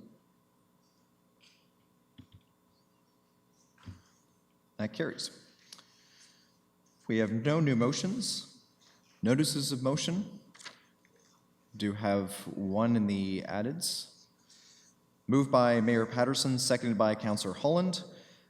Whereas the Tragically Hip held its last concert of its Man Machine Poem Tour in Kingston on August 20th, 2016, and whereas the City of Kingston held a community celebration event in Springer Market Square in partnership with the CBC, Kingston Accommodation Partners, the Great Waterway, and the Downtown Kingston BIA to broadcast the concert, whereas over 11.7 million people across Canada watched the concert live on the CBC, and 25,000 people gathered in Springer Market Square in the Rogers K-Rock Centre to celebrate this iconic band, and whereas since the show there has been tremendous interest from residents in honoring the band and their iconic August 20th show in Kingston, whereas the city approved a commemoration strategy which states that an event will only be considered for commemoration at least 10 years after its conclusion, Therefore, be it resolved that notwithstanding the commemoration strategy, Council approve the commemoration of the Tragically Hip concert held in Kingston on August 20th, and that Council directs staff to commemorate the August 20th, the Tragically Hip concert and City of Kingston event by having a stone engraved and a page added in the Kingston Remembers History Flipbook within Springer Market Square, and that this commemoration be funded through the existing Recreation and Leisure Services capital budget. Are there any other notices of motion? Seeing none, Mr. Clerk will ask for minutes.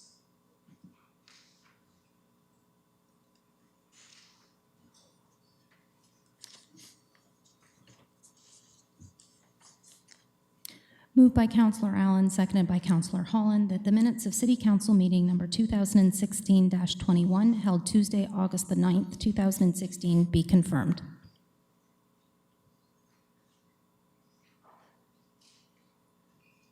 Please vote.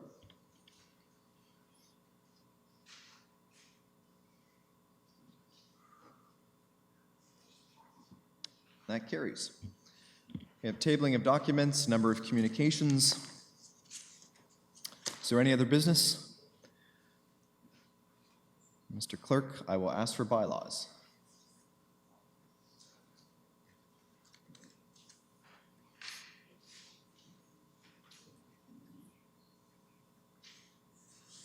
Okay, before I begin the bylaw readings, I just want to remind that bylaw number 2, which is the Berryfield Heritage Conservation District Plan, is the bylaw as amended. And with that, I will read the first vote, and it's moved by Councillor Boehm, seconded by Councillor Allen, that bylaws 1 through 5 and 11 be given first and second reading. Please vote.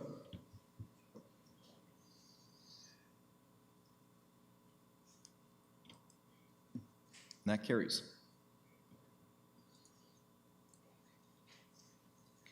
Moved by Councillor Holland, seconded by Councillor Hutchison, that bylaws 4 through 11 be given their third reading.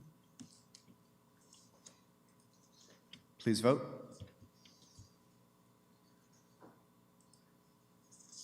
And that carries.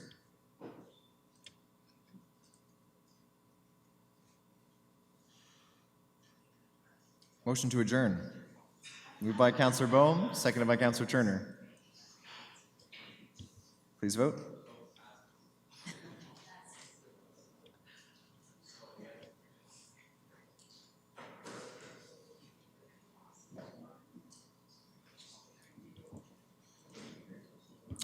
That carries. Thank you very much.